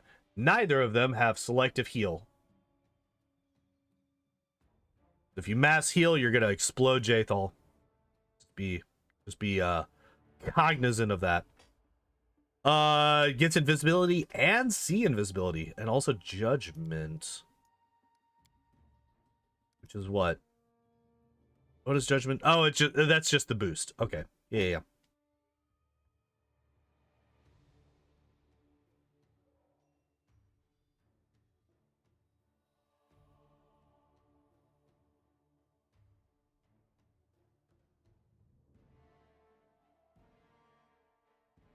Selective meta magic doesn't exist in this game.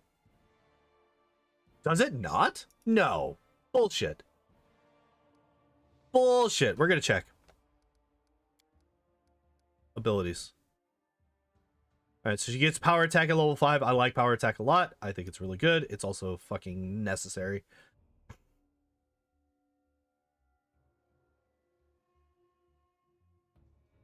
That is some high tier shenaniganry.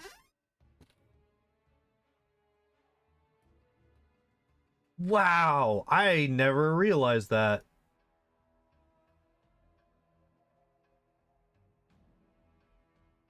There's no Cavaliers in this game? No, Cavaliers were introduced in Wrath.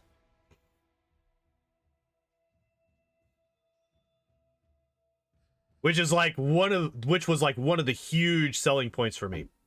For me personally, I was like, oh, I'm definitely getting like, obviously I was going to get Wrath. Partly because I'm a huge fan of Kingmaker, and partially because it would be really dumb of me as a Kingmaker streamer to not pick up Wrath of the Righteous. I say as a Kingmaker and Wrath of the Righteous streamer who didn't pick up their next game, but that was a Warhammer property, which I don't really care about. But what really sold me on the game was A, finding out that there was a Cavalier, and B, seeing in the trailers that there was a Triceratops animal companion. Triceratops being one of my favorite dinosaurs. Period. Only beaten out by the Ankylosaurus. I think Ankylosaurus is probably the coolest fucking dinosaur that existed. And the whole thing is, I wanted to be a Cavalier that rode a fucking dinosaur. That's what I wanted. And that's what I did. That was my first character.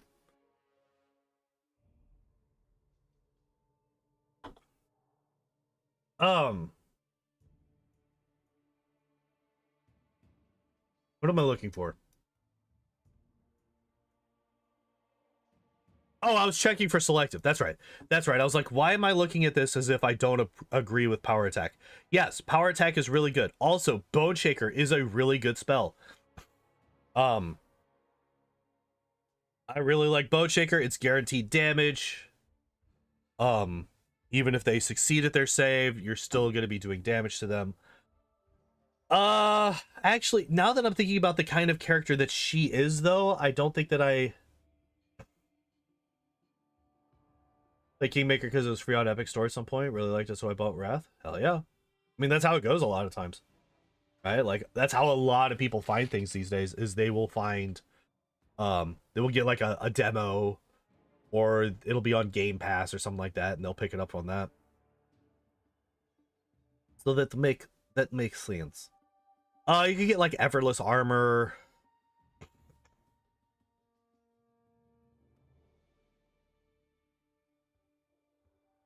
You get like fine traps. Bone Shaker I think is fine. Oh, inflict moderate wounds. You definitely, yeah, no, I think we swap out Bone Shaker for inflict moderate, because you definitely want to have these so that you can heal. We need to keep, we need to make sure that she has the maximum inflict spell available so that she can heal herself the most efficiently. Okay, so there's inflict moderate, and she gets outflank here for her second teamwork feat. So that's really nice. Is this literally all the time? Okay. So that's literally all the time. That's actually really nice. This is also really fucking strong. Being able to add wisdom in addition to dex for your initiative. Really fucking good. But yeah, inflict moderate wounds, I think, is necessary. It's not just good, I think it's necessary. Also, we're boosting strength. I did forget to check that at level 4. But we're at 17, we were at 16 before, so we're boosting our strength, which is also very good. Unfortunately, that does mean that we're going to end up on a 21 strength, because fuck it, why would we ever have odd numbers for our starting stats? So that we can have even numbers at the end. It's stupid. It's dumb. Like, it also feels good for at level 4, you immediately are boosting one of your stats up to the next breakpoint, right? Like, that feels good. It helps people get into the game better. I hate that they do this all the time. All the numbers must be even at all times, because fuck it.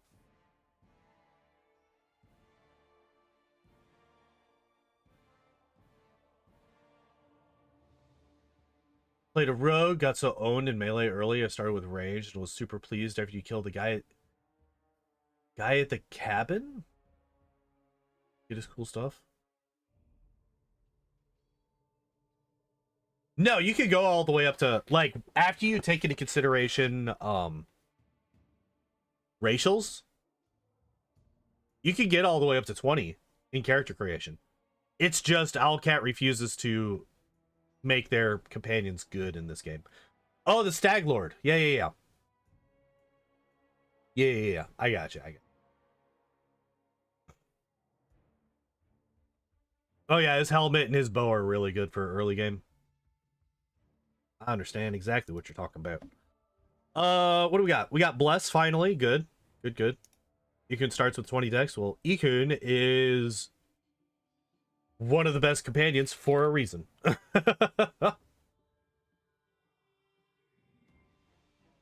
When the Spider Girl happened, couldn't get past her. I don't know who you're talking about, Spider Girl.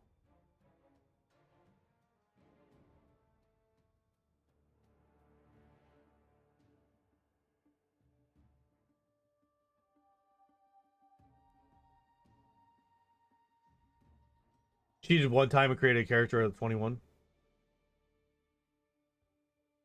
Oh, you're talking about the was it the Bald Hilltop? Yeah, some of those fights can be really rough. Kingmaker in general is just a hard game if you don't know what, like, if you don't already have knowledge of it going in.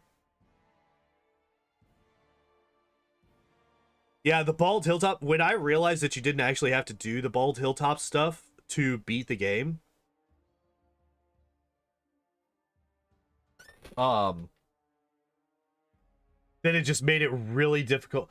Well, you have to, if I think you have to, Aaron, you have to if you don't have Invincible Kingdom.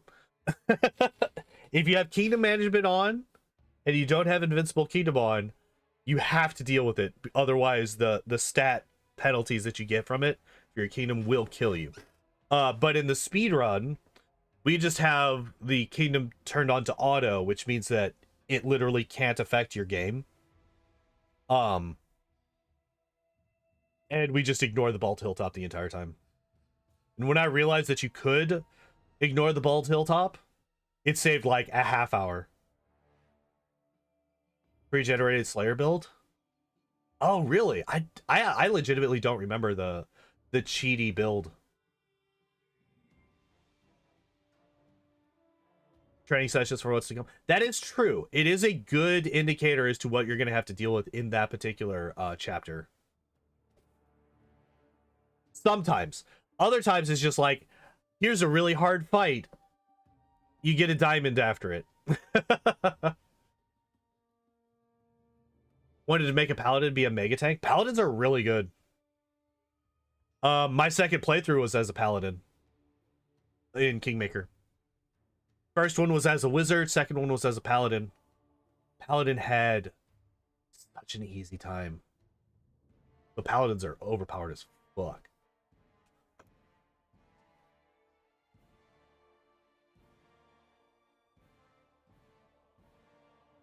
Paladins are super strong. Paladins are super strong. Anyway, heroism and resist energy communal. By the way, we're talking about this character. I keep forgetting.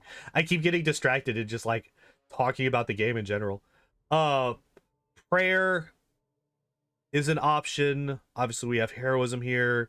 Resist energy communal isn't a bad thing. I think these two spells are fine. I do think that maybe we swap out resist energy for inflict serious wounds.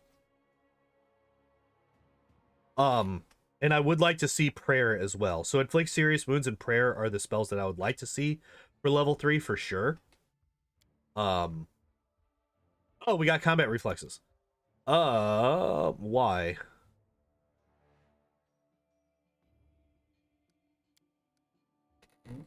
That only gives us a extra, wait, does it increase it?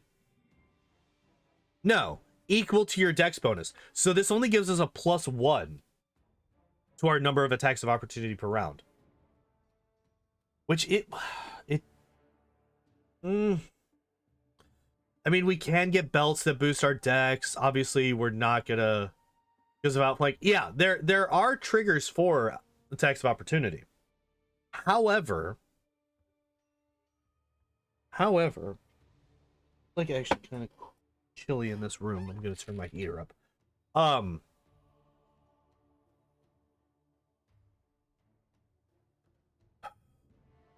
I think with only a 14 dex, this isn't worth it.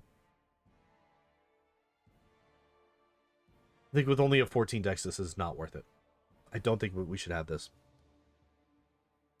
I don't like it. I don't like it. Okay, so there's prayer. You have 75 health.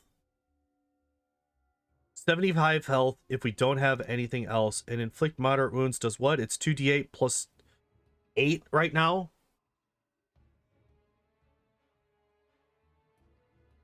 +2 dex, wisdom, and charisma if you let her kill her daughter. I like that sentence just taken completely out of context. I think that that's really funny. Huh. So 2d8. So minimum, we're getting 10 health, which would require 7 to 8 casts to fully heal. Maximum, we're getting what? 16 plus 8 is 24. So 3 to 8 casts to heal up to maximum here. So on average about 5, give or take. This game is wild. Yeah. I mean, Jaethal is not a good person. And like, Jaethal's story is so fucking weird because when you try to go for the good ending, like the redemption arc for Jaethal,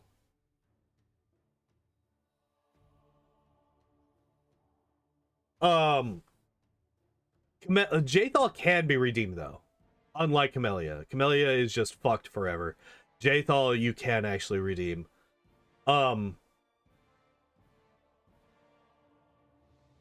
And like when you fucking are doing, when I was playing this game the second time through and I did the redemption arc on Jaethal, I legitimately thought I fucked up at one point. Because I was like, there's no way that this is what happens when you're doing the good route for her.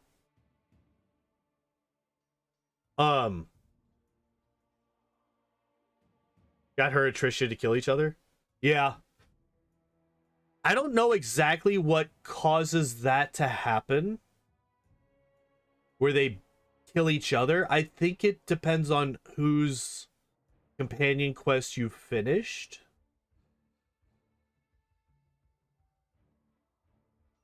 Like, if you do one, then they will kill the other. If you do both or neither, they don't kill each, or they kill each other.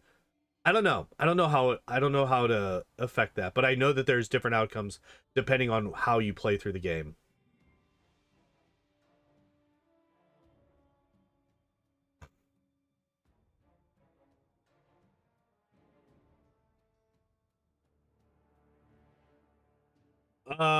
If you get both of the good endings, they both survive. Yeah. Yeah, it's like really fucking hard to get all of your companions through to the end of the game. I mean, technically it's impossible, but for all of the people that can possibly live, it's really hard to get them all out.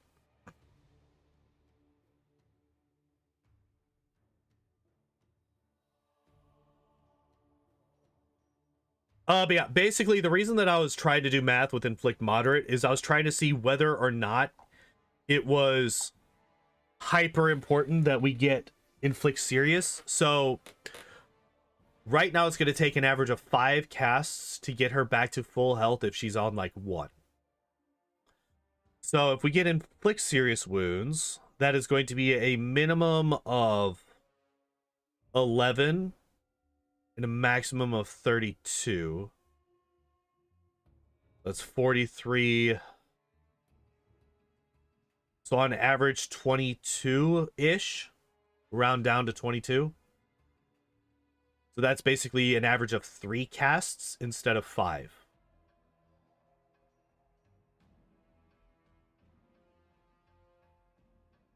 But then again, we also have heroism, prayer, and resist energy community. Yeah, it's like... And as people have mentioned, you can't just buy potions and scrolls of inflict. Yeah, there's inflict serious. So we did get all of them.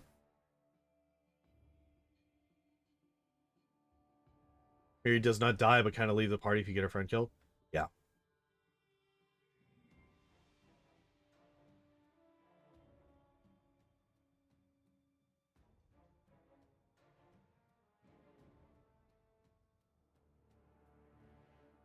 Yeah, the end chapter of this game is just brutal to your party members.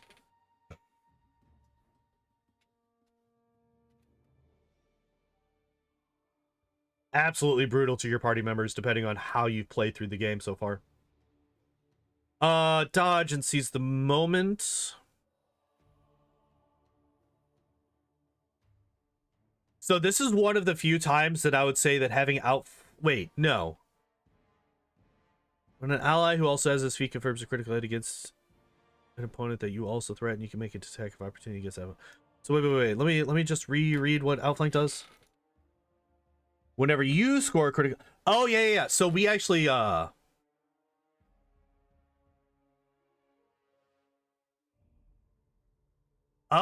yeah, that actually does make sense.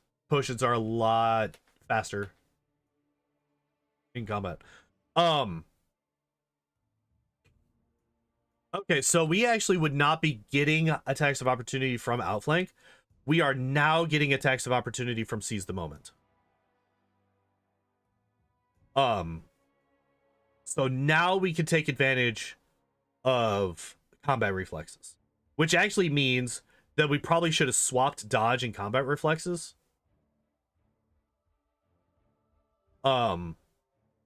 We have dodge here. We're not really getting any use out of combat reflexes unless like an enemy's running past us for some reason or something like that.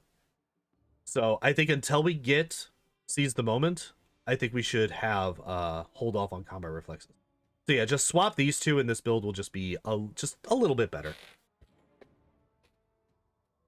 But if we're talking about dodge in and of itself,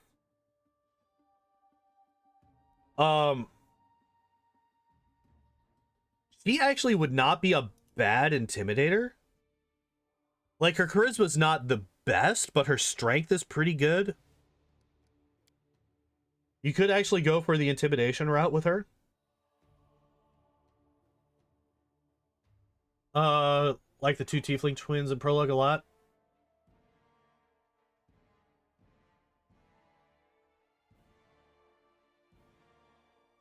Yeah, the tiefling twins are actually really good, and they're really good to have at the end game. Because they're one of the few that are guaranteed to, they're some of the very few that are guaranteed to survive through to, the end of Nyrissa. So especially for a first playthrough, it's really nice to have them. But yeah, so if we wanted to, we could make her an intimidator. She could be a cleave bot.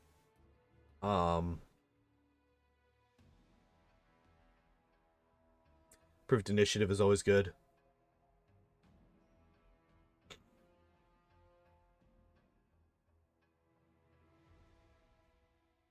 Them and Valerie. Yep. Them and Valerie. Valerie is also another one that is guaranteed to survive. Trust me, I tried to get that bitch to die. She just refuses. Yeah, there's a couple of different paths that you could go down instead of taking dodge here. Like I said, cleave or intimidator are the two that like immediately pop into mind for me. But I think, well, we'll see. We'll see. So far, her build is pretty good, actually. I also really like the 21 perception. That's nice. Greater Invis, Restoration Lesser, Divine Power. That's fine, fine, fine. 6 feet to get Whirlwind attack. It sucked. I seem to remember Whirlwind in Pathfinder.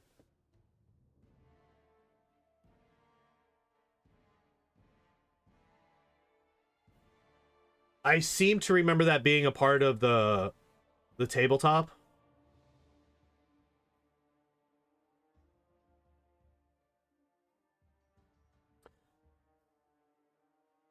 But I only ever grabbed it as like a theoretical character. I never actually played with it, I don't think.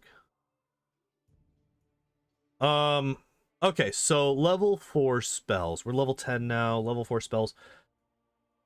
So Dismissal is actually a really fun spell to get. You can't use it that often in this game, but the Soul Eaters and Vorticai's Tomb you can hit with Dismissal, and if your save DC is high enough, you can actually just one-shot them. It's really nice when you actually manage that, because that fight can be a bit rough, especially if you're unprepared for it, or underleveled, or whatever. So I really like Dismissal, but it's very, very niche, and it's not really that useful in the majority of circumstances. So what do we got? Greater Invis, Divine. What do you do? +1 luck bonus on attack rolls, weapon damage rolls, strength checks, strength-based skill checks. For every 3 caster levels you have, you also gain 1 temporary hit points per caster level. Oh.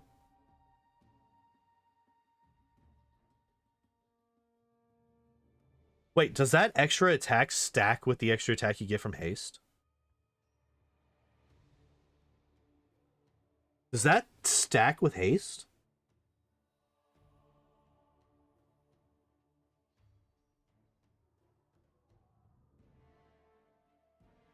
No? Damn. So not quite that overpowered. That's unfortunate. I was hoping to be like, holy shit, I just found a new favorite spell. But this is actually really strong. I did not realize how good this is. Holy fuck.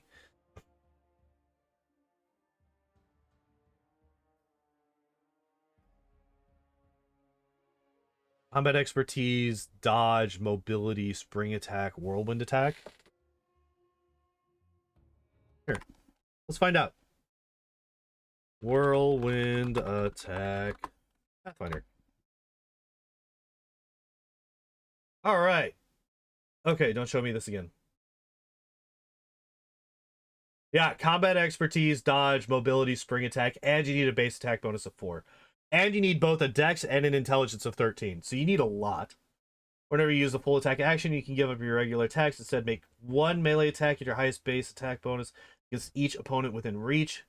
Let's make a separate attack roll against each opponent. When you use the whirlwind attack feat, you also forfeit any bonus Or extra attacks granted by other feats, spells, or abilities. Oh.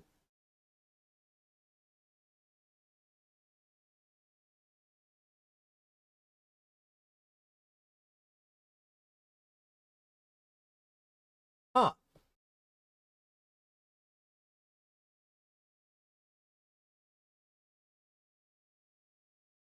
I think that is the...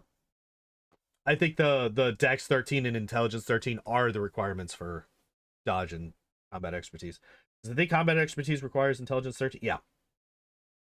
The combat expertise requires Intelligence 13. Dodge requires Dex of 13. Yeah. Yep.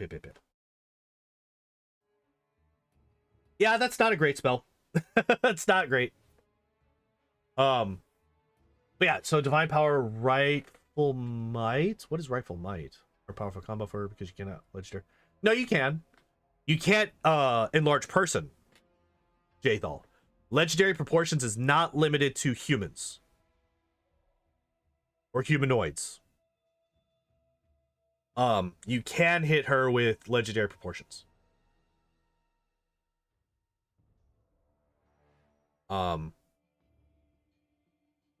That's like one of the biggest benefits that legendary proportions has over something like enlarged person. Is that it can target anything. But yeah, so greater invis, divine power. Now that I know how good divine power is, I would now be thinking about getting rid of greater invis for another spell, but I don't really see one that I think is better than it. So I think, yeah, I think that these two are probably the two that I would pick. I agree. I think this is a good setup. Metamagic extend. Ooh, what spells are we extending?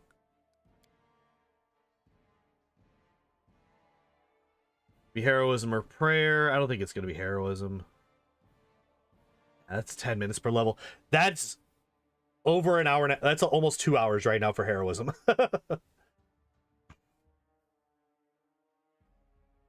I think it just targets creatures.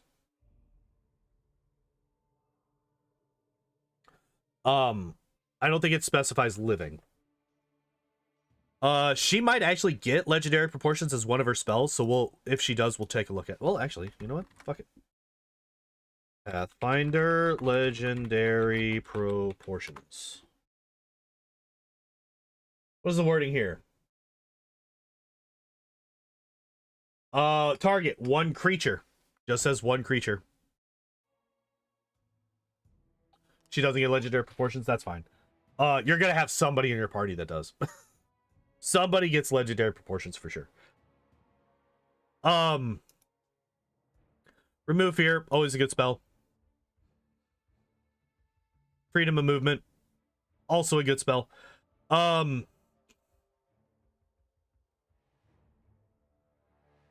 think I would have preferred inflict critical wounds at this point over freedom of movement. You can have other people that use freedom of movement. You're not likely to have inflict critical on anybody else, so I think that this is probably better. And it's just good to have this early. As early as possible, you want these upgraded healing spells for her.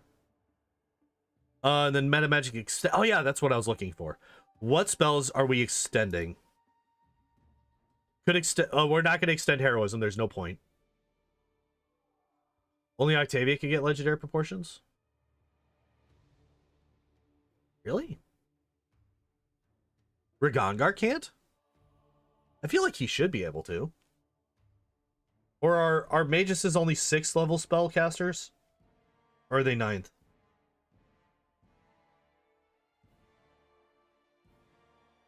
Only Octavia and from Scrolls? Really? I guess I'm just spoiled because I always play a sorcerer these days. So I would just always have access to it.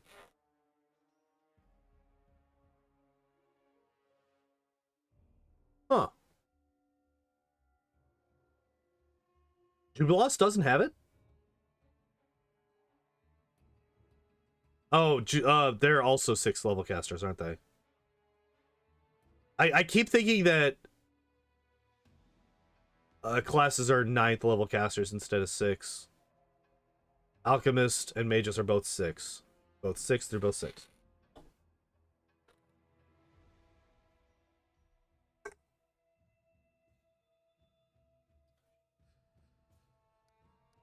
So yeah, you can extend prayer.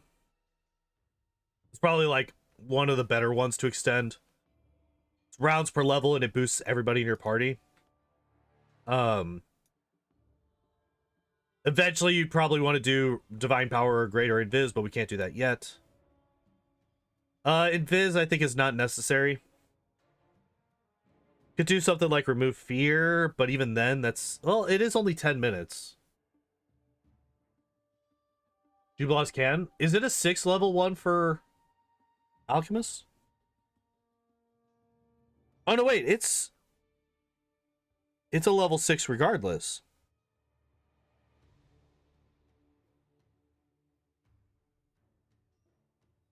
Yeah, it's level 6. I kept thinking it was level 7. Yeah, it's a level 6 spell because I was always fighting over whether or not I wanted to grab Legendary Proportions or Hellfire Ray. Level 7 for Octavia? No, bullshit. Shenanigans.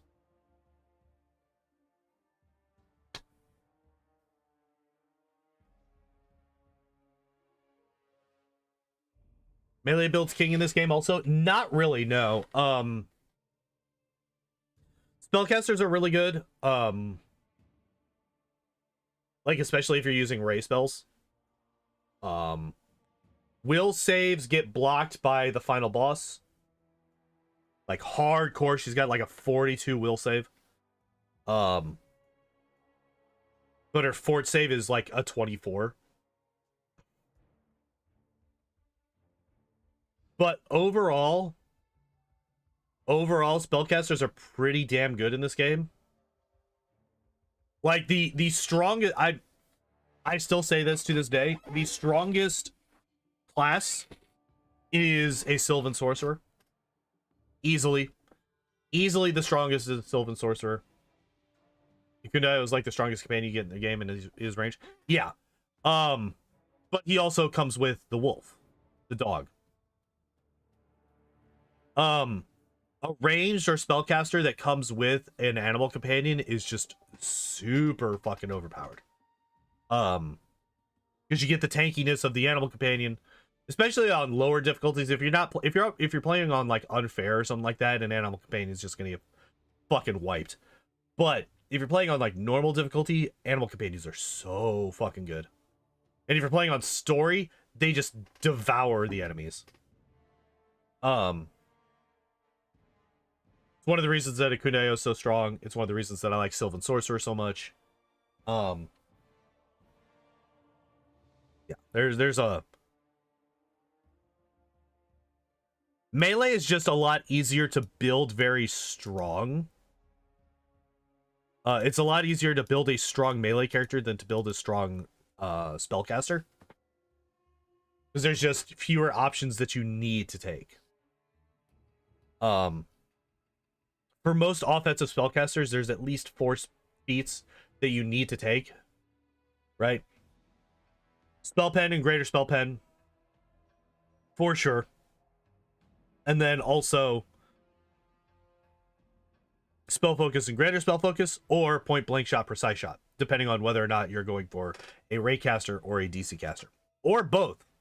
Which then means that you then have 6 feats that you have to get through, which is a good chunk of your feats that you're going to have available to you throughout the entire game.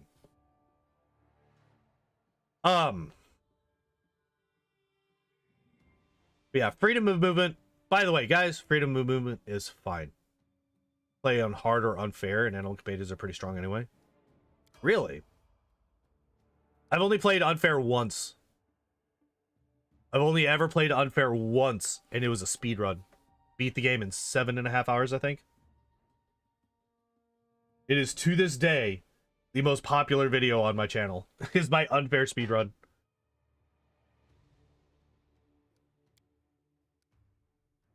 Had a guy try to call me out as cheating for it, too. It's like, my guy, there's literally no competition for this. Why would I cheat but I was having a lot of PC problems, so there was a lot of skipping in the recording, so it kind of makes sense, but it is a little bit frustrating when somebody, you know, accuses you of cheating. Still watch that one from time to time.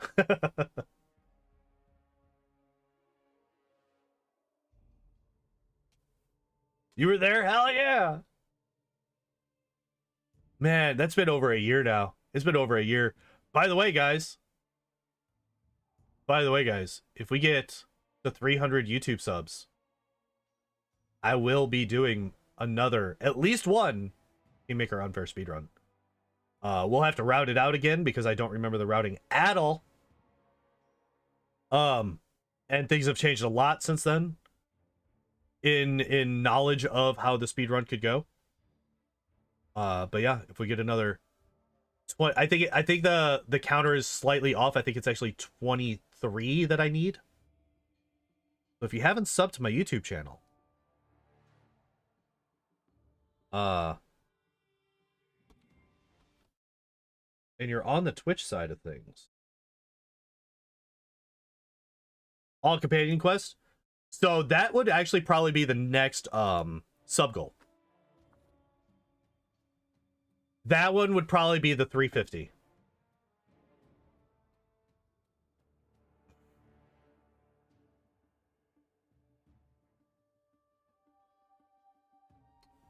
The game is fun. I like Kingmaker a lot. I think it's definitely worth a playthrough.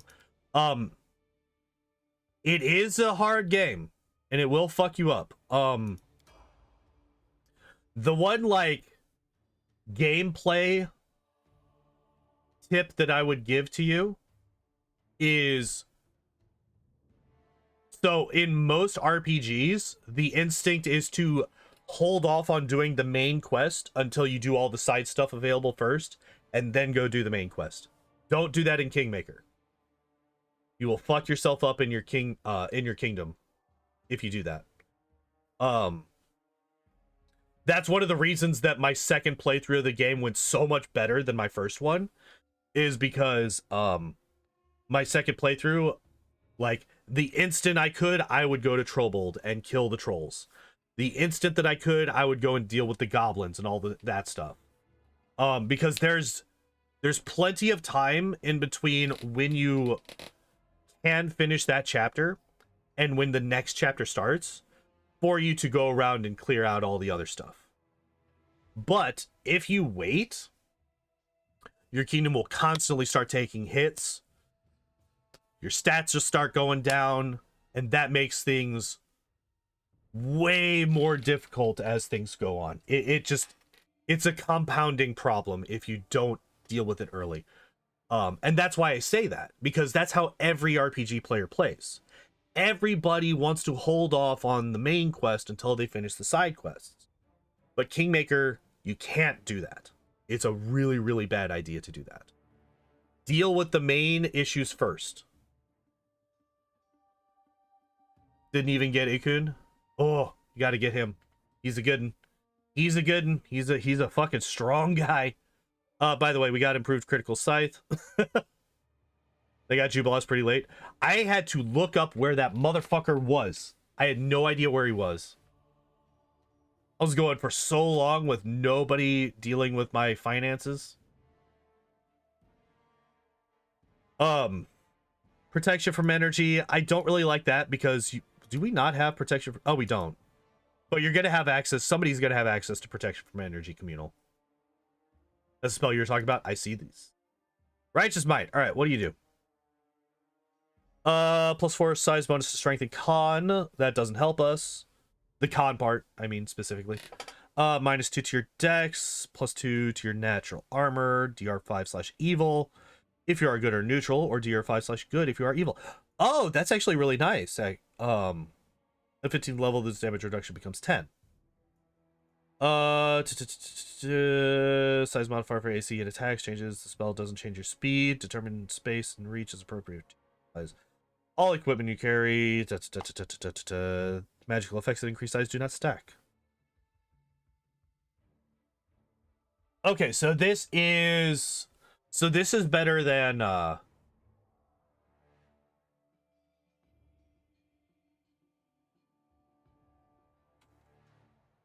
Do I have Bubble Bus on here? I can't imagine that there's not. I don't currently have one installed, but I'm pretty sure. I'm pretty sure that there is a Bubble Buffs mod for this, yes. From a narrative perspective, the time main quest, I know a lot of people will complain about it. I just wish... I don't know, it's hard to say how I would deal with it. From a gameplay mechanics standpoint, because you're fighting decades of ingrained player experience with this style, right?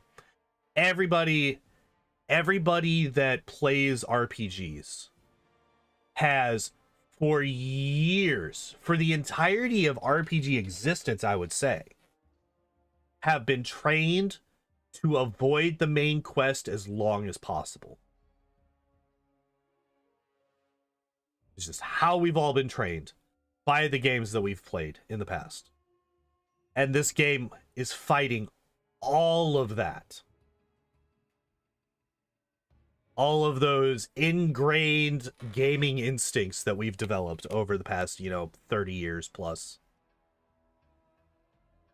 And it's hard to fight that. And there's arguments to be made that you shouldn't.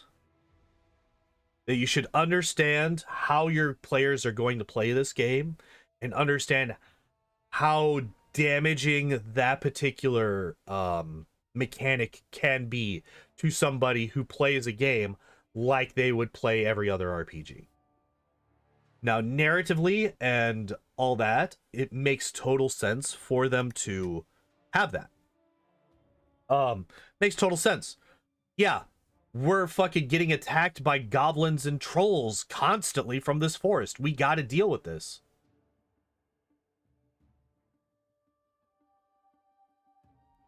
And it makes sense that the longer you hold off on dealing with that, the more damage it does to you. However, people aren't used to having those consequences.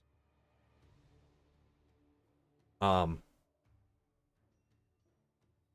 also just straight up argue, well, that's not Owlcat's problem. They designed this game to be this game, and the player just needs to adjust. Which, okay, you could say that. I would just say that that's a bit mean. Because it can get to the point where it's then like my buddy literally could not finish the game. Could not finish the game. Because his kingdom got so fucked early that he was unable to get his advisors to a high enough level to be able to handle the later, like, cataclysms, basically. And his kingdom just died. He just couldn't keep his kingdom alive long enough to reach the end of the game. And he had to restart the whole thing. And that's not a good feeling. That's not a good feeling. Especially when you have, like, dozens of hours in a gameplay, in a save file.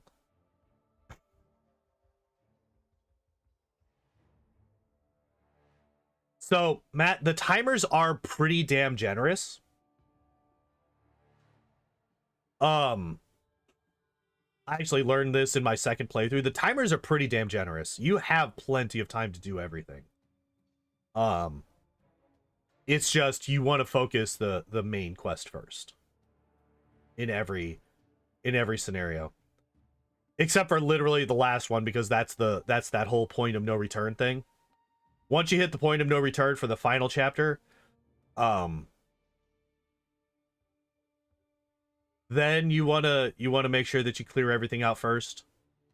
But at that point, your kingdom is probably, if you've played well, your kingdom is probably so damn powerful that you can deal with all of the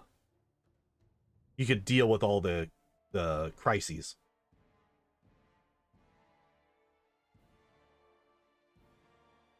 Game says you can put everything in auto, but it's still ruthless and you feel like you shouldn't, or you would miss a big chunk of the game. Yeah. Yeah, that's the other thing. Finishing the main quest does not block out from side content. That is true. Well, it's not always true. Not always true. If you don't find Octavian or Gongar in chapter 1, you're not going to get them.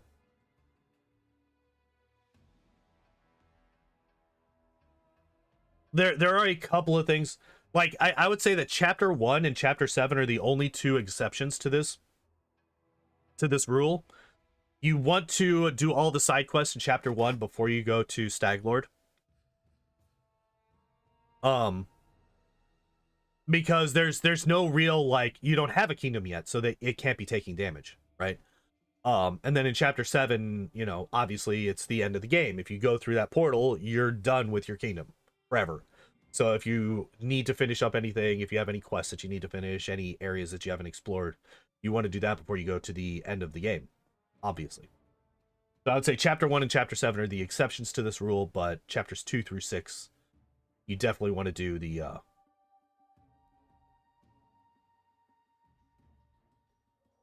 yeah, exactly. Yeah, you don't get the artisans if you don't do kingdom management. And it's not just the artisans. You get a lot of really good stuff by playing kingdom management. A lot of good stuff. By the way, guys, we're talking about Jaethal. I didn't even read this fucking spell. I clicked it and I never even read it. So here's one thing. Casting time, swift action. That's actually really important because it's one of the only swift spells. Like, there are very, very few swift spells, so I did notice that. Weapon resounds, target takes 1d6 points of sonic damage. Your weapon is not harmed. If you're using Judgment, it is staggered. Successful fort save negates the staggering. On a successful crit, it is stunned for 1 round and blinded for 1d6. Teleports. Oh, yeah, the teleports. Oh, by the way. Playing through this game. Focus Divine first. Focus Divine and then Arcane over basically everything else. Except for Economy, I think. Because once you get to level 4 Arcane, I think you unlock teleportation pads, which just saves you so much fucking overworld movement. Holy shit.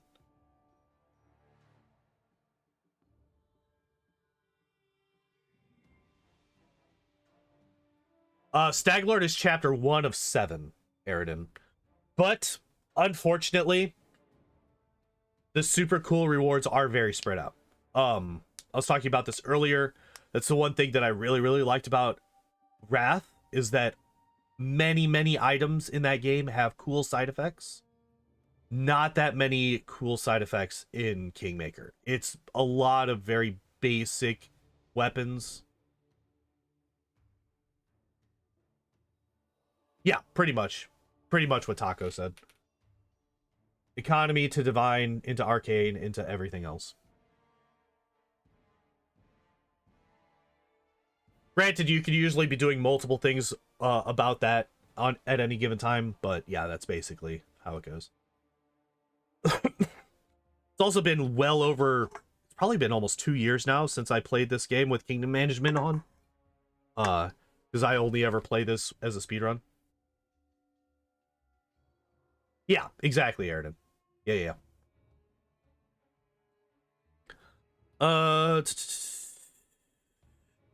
Okay, so that was it. That was it. Okay, that's not a bad spell. I don't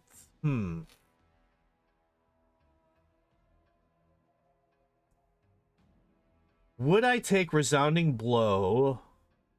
Because it's a plus 1d6 damage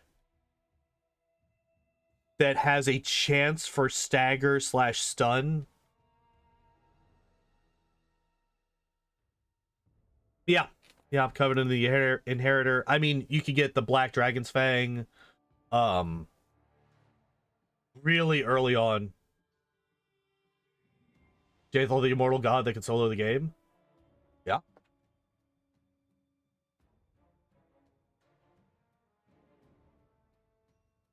Kitty's making cute noises in his sleep. So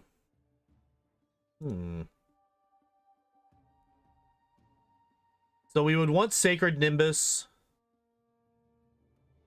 I think, maybe? Oh, disrupting weapon is also fun. What level are we? 13. We're past a lot of the undead that we're going to be fighting. Although there are some undead in the final chapter. So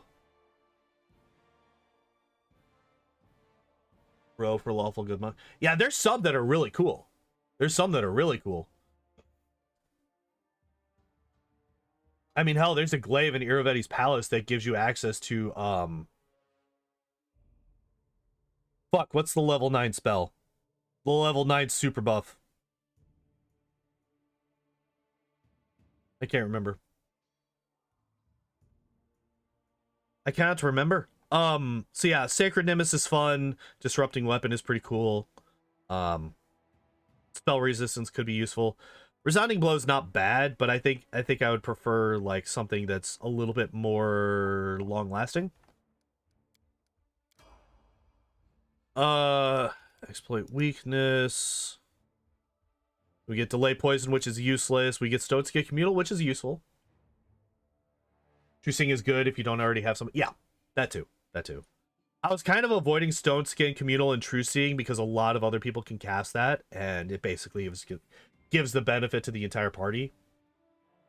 Stone Skin Communal literally does. True Seeing, not technically. Although I guess Jaethal is the one with the highest perception, so you would probably want it on her. But she doesn't necessarily have to be the one casting it.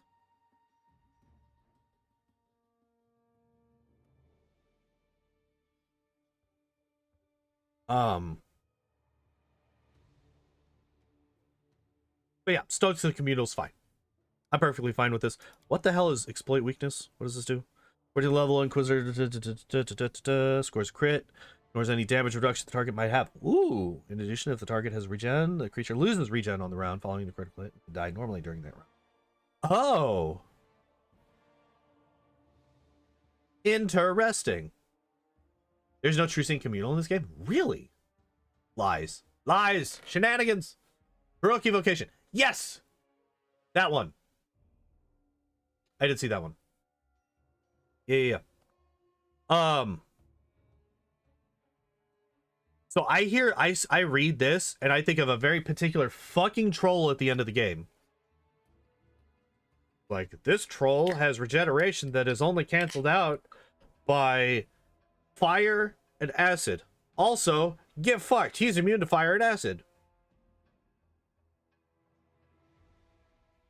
She's definitely the best for it.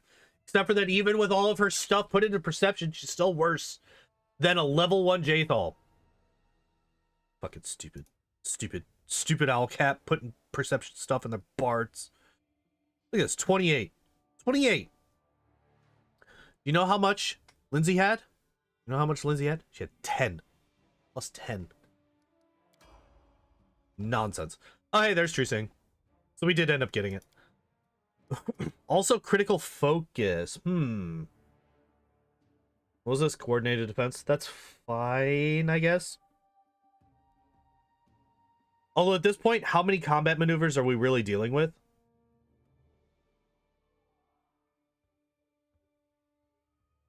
I spent 2 hours talking about this level up. I have spent 2 hours and 40 minutes talking about Jaethal and Linzi. And about 5 minutes realizing that Tartuccio doesn't have an auto build. Which is a little bit sad. I kind of wish that he did. Yes, many tangents have been had. Many tangents have been had in this particular conversation. I honestly think that coordinated defense would be better super early, like level 3. Because you're fighting... How many fucking wolves do you fight in chapter 1? Right? Holy hell, how many times have you gotten tripped in chapter 1 and just gotten eaten alive by a pack of wolves? Holy fuck. So having this at level 3 would be like really strong.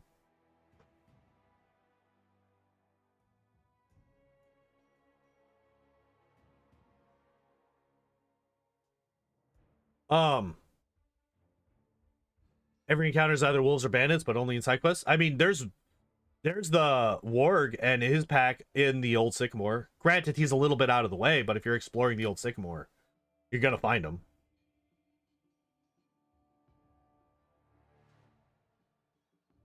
Yeah, you can get, but that's Tartuk, not Tartuccio. They have different builds. And yeah, I would like to try to get him and do that particular auto build, but I don't know how to recruit him, so I'll have to do some research on that.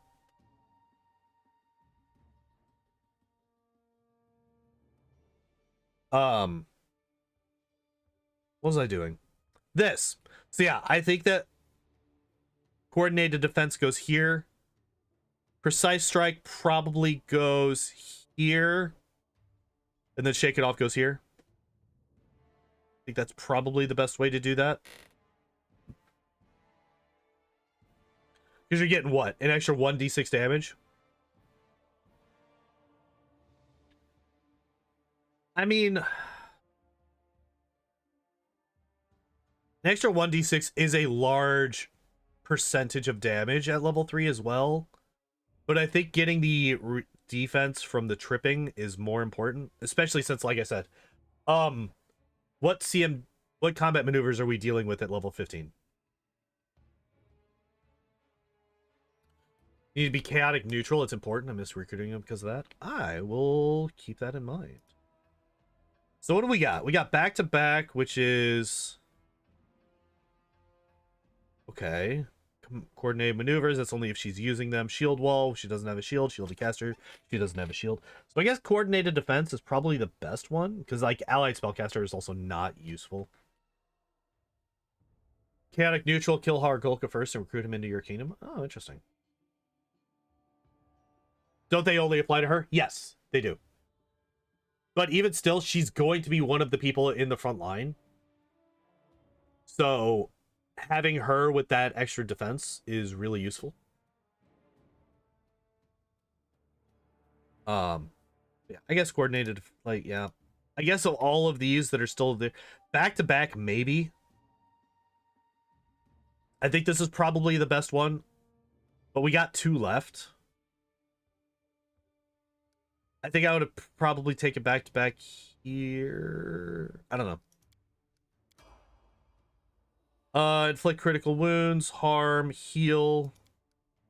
Both of them, huh? Excuse me, I feel like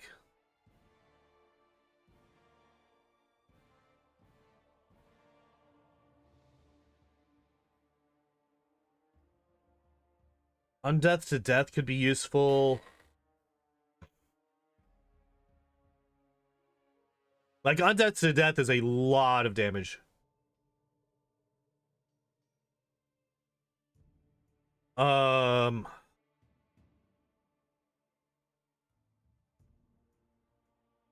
then again, if this is level 16, at this point, you're not getting into a lot of undead fights. So I guess Harm and Heal probably is the best too. Oop, cancel. Harm and Heal probably is the best too. We don't really have too many good buff spells. And she is not at all focused on offensive spellcasting, so trying to deal with that is also not a great idea. We finally get Inflict Critical Wounds at level 16. Also, the fact that we have Stone Skin for a level 4 spell, and then we have Stone Skin Communal as level 5, that's kind of shitty. Really should swap out Stone Skin for Inflict Wounds Critical here. There are a lot of undead in Nyrus's castle. A lot of those undead are also going to be high hit die. Well, I mean, it does still do 100 damage for people that have over 9 hit die. So that is actually still a lot. Yeah, I guess probably like Harm and Undeath to Death. But then again, we also don't have anything that's boosting our necromancy saves. What's up, buddy? Can you come down and say hi to everybody? Come here.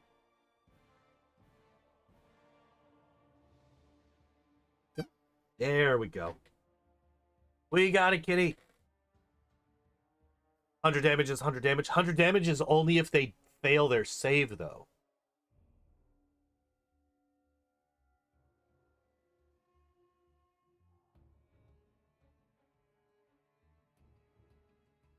Ugh. Also, only 20 hit die, right? Or per caster level. So right now, 16 hit die worth of undead. So it's actually probably only going to hit like 1 or 2 at most. And they have to fail their will save, which...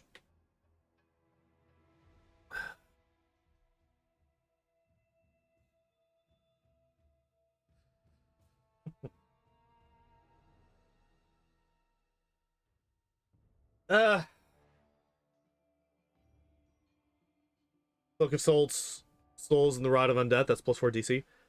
True. However, now let me just point this out. If we have heal, currently level 16, so that's maxed out. That's 150 damage, and that doesn't have a hit die requirement. And that's specifically for if we're casting it on undead.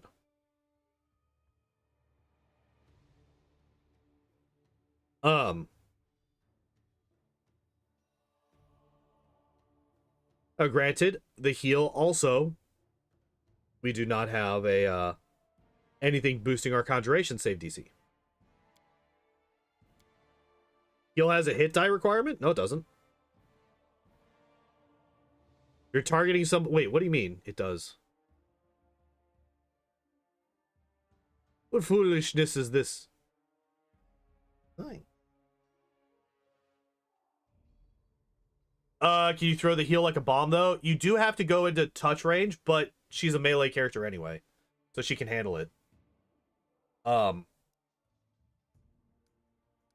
honestly, if we're level 16, at level 16, Tristan's gonna have mass heal. Undead can resist for reduced damage.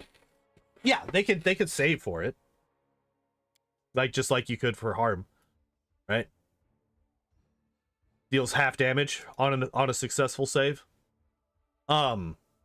Which that'd still be 75, which is still, you know, more than undeath to death, which is just do it or...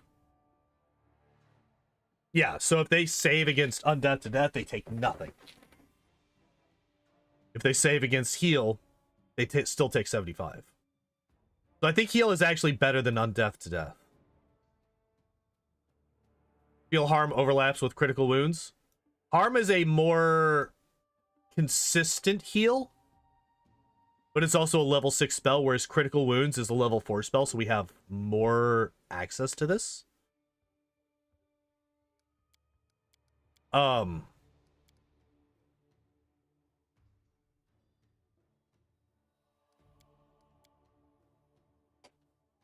Like, we're gonna have fewer harm casts, but it's gonna do more. We're gonna have more cure critical, or inflict critical.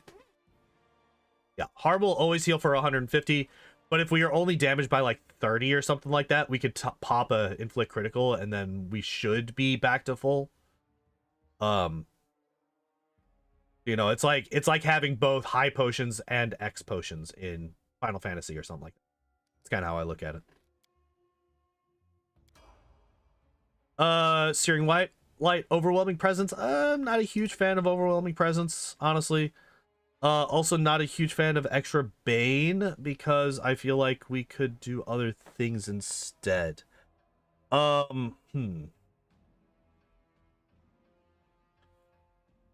Yeah, it's mostly for flexibility.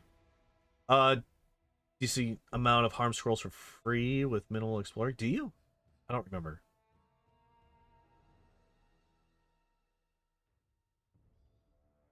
There's been 0 exploring from me in my Kingmaker playthroughs for a long time now. I mean, we still don't have hammer the gap. Fuck off, me. Why would those words even come out of my mouth? We still don't have improved initiative, which I would like to have.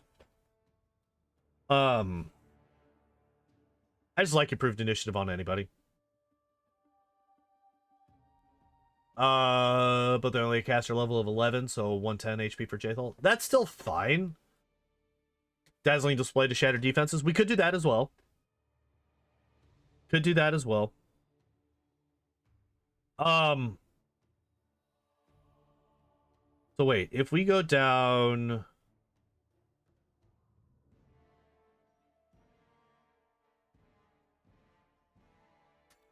We would need something to actually trigger the shaken or frightened.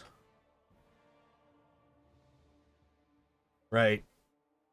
Like, yes, technically you could just use Dazzling Display to do that. But that's a full round action for one. I don't know how long the Demoralize lasts. Pathfinder Demoralize. How long do you last?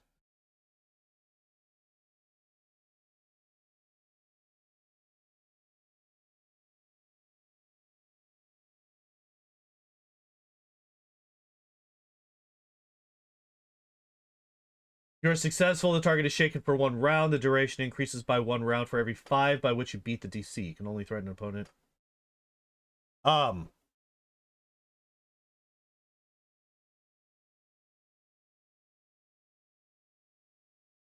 Yeah, like the problem with...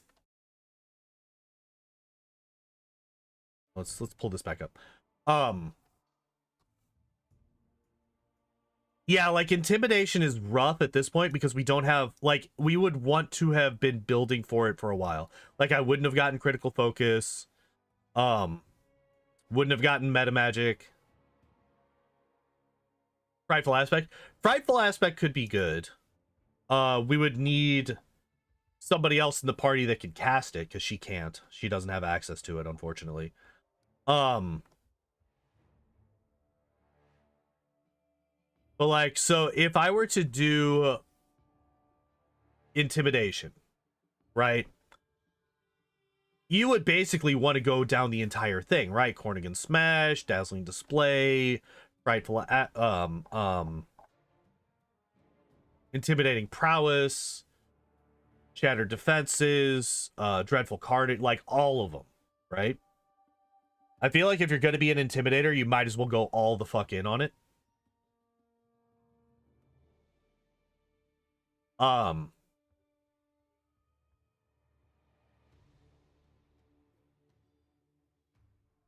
Or, alternatively, the Cleave Feats. Only need 1 character. Yes. Yeah. And I'm saying, like, she could be a really good one for it. Her charisma is decent. It's a 14. Her strength, she's been boosting. Like, she could be a very good intimidator. But at this point, it's too late. We don't have the feats. Like, let's see. Dazzling Display. Or we'll start here. Wait, what is this? Oh, shit. She's got toughness from level 1. Fuck me. Once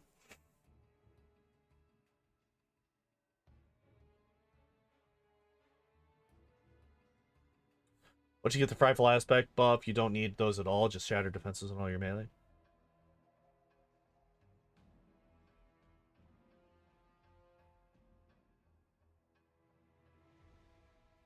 Yeah, I don't know how I missed the toughness, by the way. I don't know how I missed that.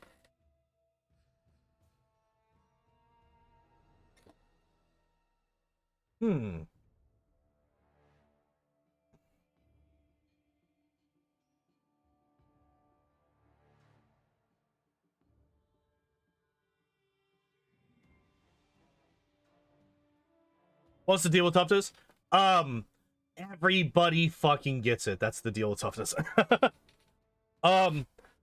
So as I was going through the Wrath of the Righteous auto builds, they kept putting toughness on ranged characters and casters and people that really shouldn't be getting toughness, simply because those people would not be making great use out of it. I don't mind toughness on melee characters nearly as much. But yeah, it just kind of became a meme in the chat that everybody had toughness. Um, yeah, I actually don't mind it on her. Yeah, she's a melee character. She's a tough corpse. She is. Yeah, I mean, I guess that's fine. Extra Bane. Fuck it, whatever. Searing Light. What the hell?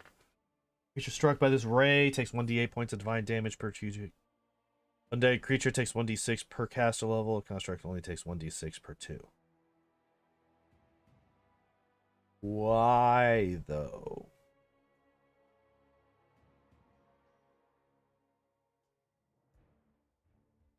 But why? Is it infinite or none? So, as an undead, instead of her con score affecting her health, it's her charisma. All undead take their health from their charisma score.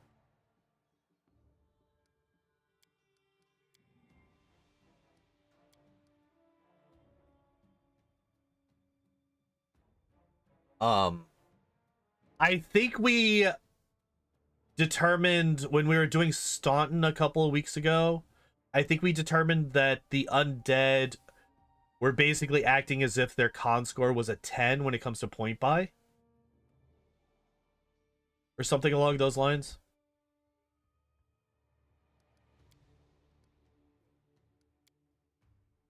Um, it was a +8 charisma and int with Jaethal's name on it. Jesus. That'd be nice. Wait, in Kingmaker? Are you sure that's not a wrath item? That seems too good. You get 2 of them? Lies. Wait, by they start at 10 con? Yeah. All right. So level 6 spells. So we got Overwhelming Presence. We talked about that earlier. I kind of want her to get Dispel Magic Greater.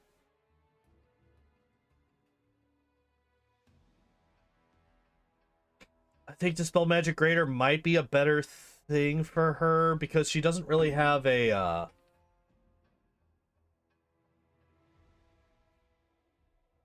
with the worm guy. Is there a worm that walks in this game?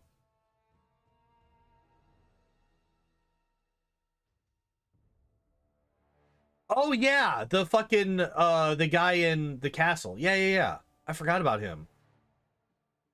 It's been so long since I fought these guys. Ah, Jesus. Why the fuck? I just get yelled at by my phone. I don't appreciate it. Made me scared. Anyway, let's finish this up. We got 3 levels to go.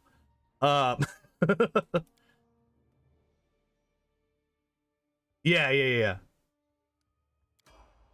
Umbral Strike. Shield Wall. Really? Shield Wall? She doesn't use a shield. I know who you're talking about. Yeah, there's the fucking hag and then the worm that walks. Yeah, I know what you're talking about.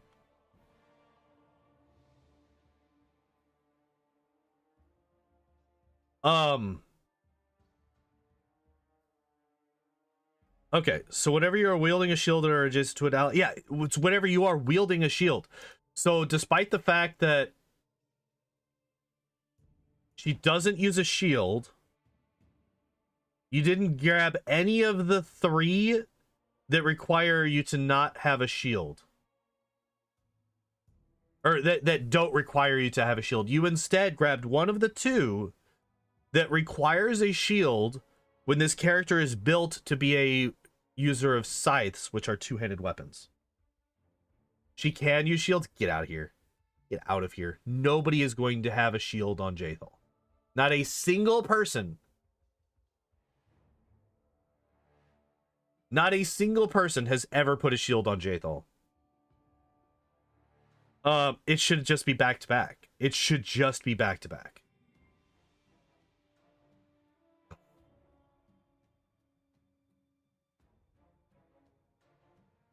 Like, anytime you're fighting a group of enemies, you're gonna be flanked. Gonna do it out of spite now. You have fun with your nonsense Jaethal build. I mean, like, the thing is that until she gets to level 3, like, you're not locked into any weapon, obviously.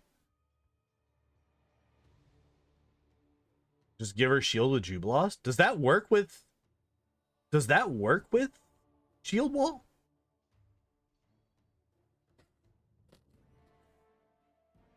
Huh. I'm actually really curious if that would actually work then. That would be quite interesting. No, damn. Ooh.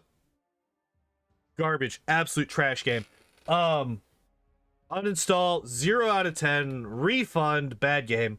Don't play it. But yeah, why not just pick back to back? Like, her build's actually not bad. Like, her build is pretty decent, honestly. If it is, yeah, like, that would make sense that you would need a physical shield, but, like, it could just be like, oh, she's got a shield bonus, therefore it works.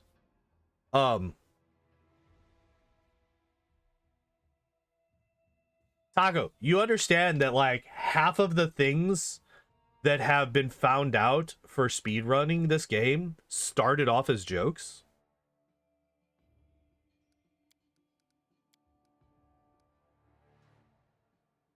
This game leans into the absurd. Like, there's no way in hell that this works. And then you build a ladder out of pits.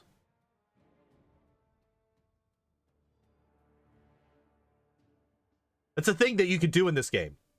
You can build a fucking staircase out of pits. How? Physics says fuck you. That's how. Anyway, we got Umbral Strike. User takes 1d6 per caster level. It's 1 round per level. Half of this damage is cold, the other half is negative. The Bolt Shadow expands and covers the target rate either blind for the duration of the spell. A successful ward save halves the damage and negates the blind condition. Cool.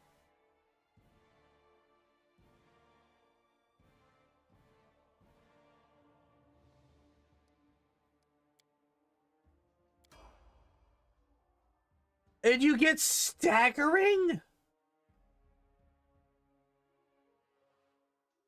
Alright. Build's trash. Build's trash. Build's trash. Build's trash. And you get Cure Light Wounds Mass. Here, let me just damage myself. For no fucking reason. Get Flame Strike, you dumb... God. Stupid. Get Sacred Nimbus. Get Flame Strike. Get Spell Resistance. Literally anything except for... Hey, I'm just gonna burn myself here real quick. Stupid and stupid. Staggering Critical is the worst critical feat. Can you not change those? Not in the auto build. Obviously, if you're building her yourself, yes. But these are auto build judgments. We are harshly judging the auto builds. We cannot make any changes. If you cross the wall using pits, we do. We use the pit spell to skip Vorticai's Tomb.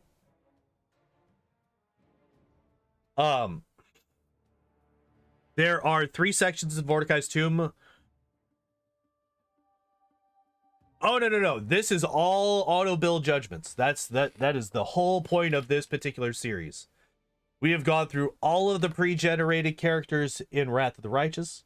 We've gone through all of the companion characters in Wrath of the Righteous, including the hidden ones. And we are now going into Kingmaker. We're talking about how bad Owlcat is at building characters.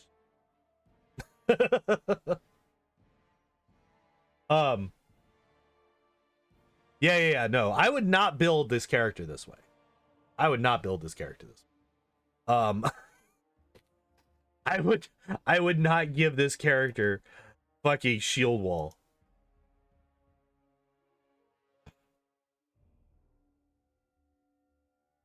So, okay. What could we take as... What are the other options for the critical feats? You got Sickening Critical. Honor would definitely take up. Yeah, toughness and hammer the gap. Those would be the two that I would take for sure. So you got staggering, sickening, tiring, blinding. No, is blinding critical not a thing in Kingmaker?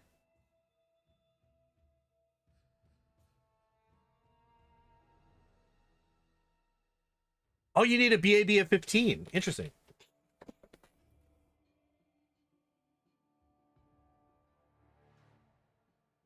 How perceptive she is, you would think she wouldn't get standard healing in her kit. Yeah. Yeah. Yeah. Yep. What's Cautious Fighter? What does this do? Oh, it's a halfling thing. Dodge bonus to AC increases by 2 when fighting defensively. Oh, interesting. I saw that on Linzi's, and I was like, I don't think I've ever seen that before in my life. So yeah, we got tiring, staggering, and sickening. Sickening is easily the best out of those three. There's no save for it. It just happens, and it makes them worse at literally everything. Next up is tiring critical, which doesn't affect as many things as sickening, but it's still a pretty decent debuff on the enemy. And then you have staggering critical, which requires a fort save, which isn't as bad in Kingmaker as it is in Wrath. In Wrath of the Righteous, you don't want to deal with fort saves too much because the enemies tend to have very, very high fort saves. Demons tend to have very high fort saves. So most of the time, staggering critical ain't gonna do shit in Wrath. It's better in Kingmaker. However, I think I would still prefer sickening over staggering.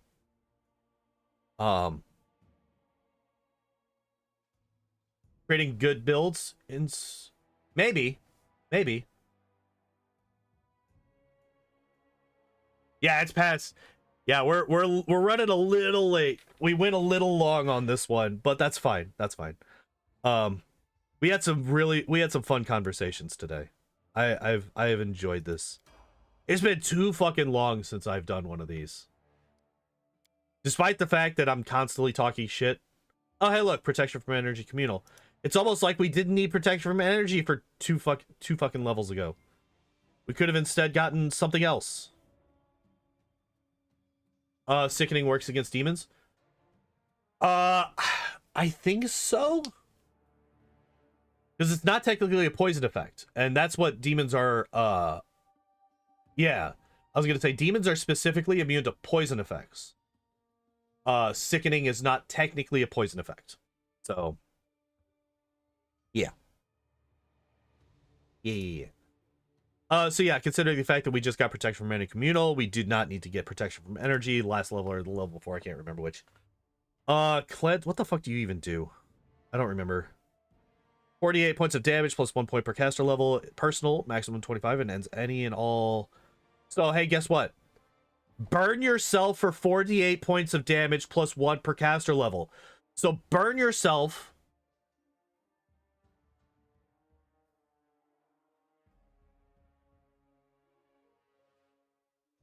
Burn yourself for potentially 52 damage just to remove any of these statuses.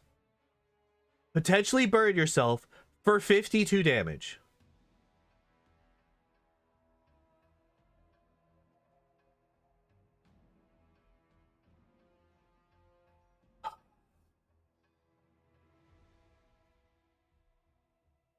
Minimum of 24 damage. You are doing a minimum of 24 damage to yourself here by using this spell. It's personal. You can't use this on somebody else. And she's undead. I feel like this build intends for you to redeem her. That's the only way that I could see this working. Right? Because we got Cure Light Wounds Mass a couple of levels ago. It started off with us getting heal, right?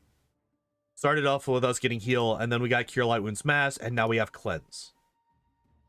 I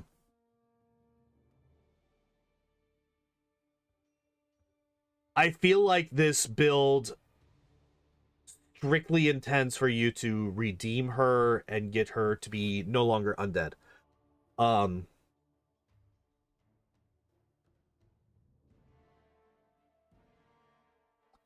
Which, like, it makes sense.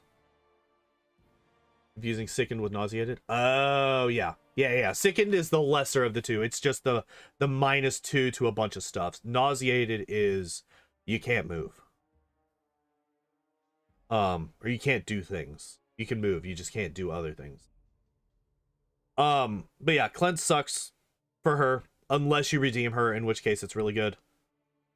But also you're getting this at level 20, which, as I said, is impossible. I don't care what anybody says.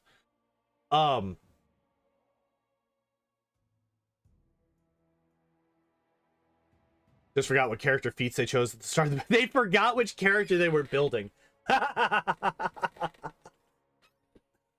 Wait, who's this one again? Yeah, I think we're building Tristan. All right, give him Umbral Strike. It's fine. I like that. I like that idea that they just forgot who they were building. But yeah, that's Jaethal and Linzi. Honestly, I don't think that either of their builds are too terrible. They're definitely not the worst builds that I've ever seen. I think Jaethal's is slightly better. Because, like, as much shit as I was giving her for the spells that she took towards the end, like, she already had all the spells that she really needed. There weren't too many terribly strong self buffs that she could grab that I saw or anything like that. So I don't think it's that big of a deal that she took those weird spells towards the end.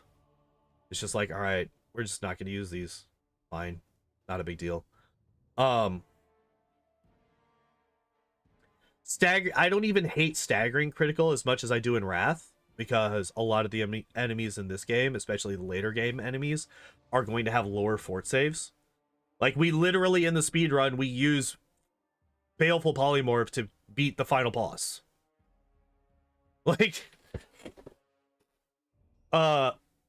we take advantage of their super low fort saves. So having this be the thing isn't that big of a deal.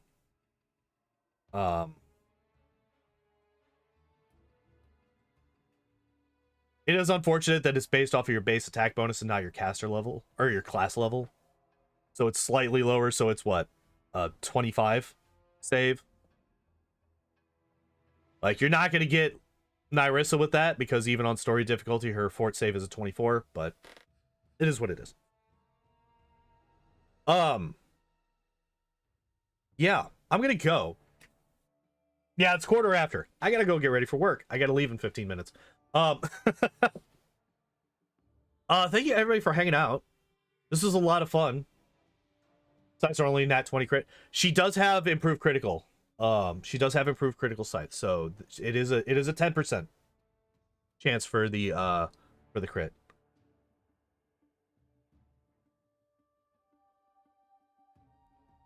Yeah, pretty much Taco. It is a strong class. Next week on Tuesday we're going to be continuing the hell yeah, thank you, Mike. Tuesday we're going to be continuing the Weedle solo run. Wednesday we're going to try and start finishing up the 3 that we currently have stacked. We have Squirtle, Charmander, and Spearow to finish up. So we're going to start that on Wednesday. If we have finished all of them on Wednesday, then we will do a new Pokemon on Friday. If not, we will continue those runs on Friday as well. And then on Saturday we'll do more Kingmaker auto builds. Yeah. Maybe even the now that I realized, oh yeah, there's pre-generated characters in this game. Maybe we'll take a break from the companions and do those. Who knows? I haven't made my mind up yet. But yeah, that's gonna be it for me today, guys. Thank you everybody for hanging out and watching. I appreciate y'all as always. And as always, I hope y'all enjoyed the stream. Hope y'all have a good evening, and I hope to see you next time. Bye-bye!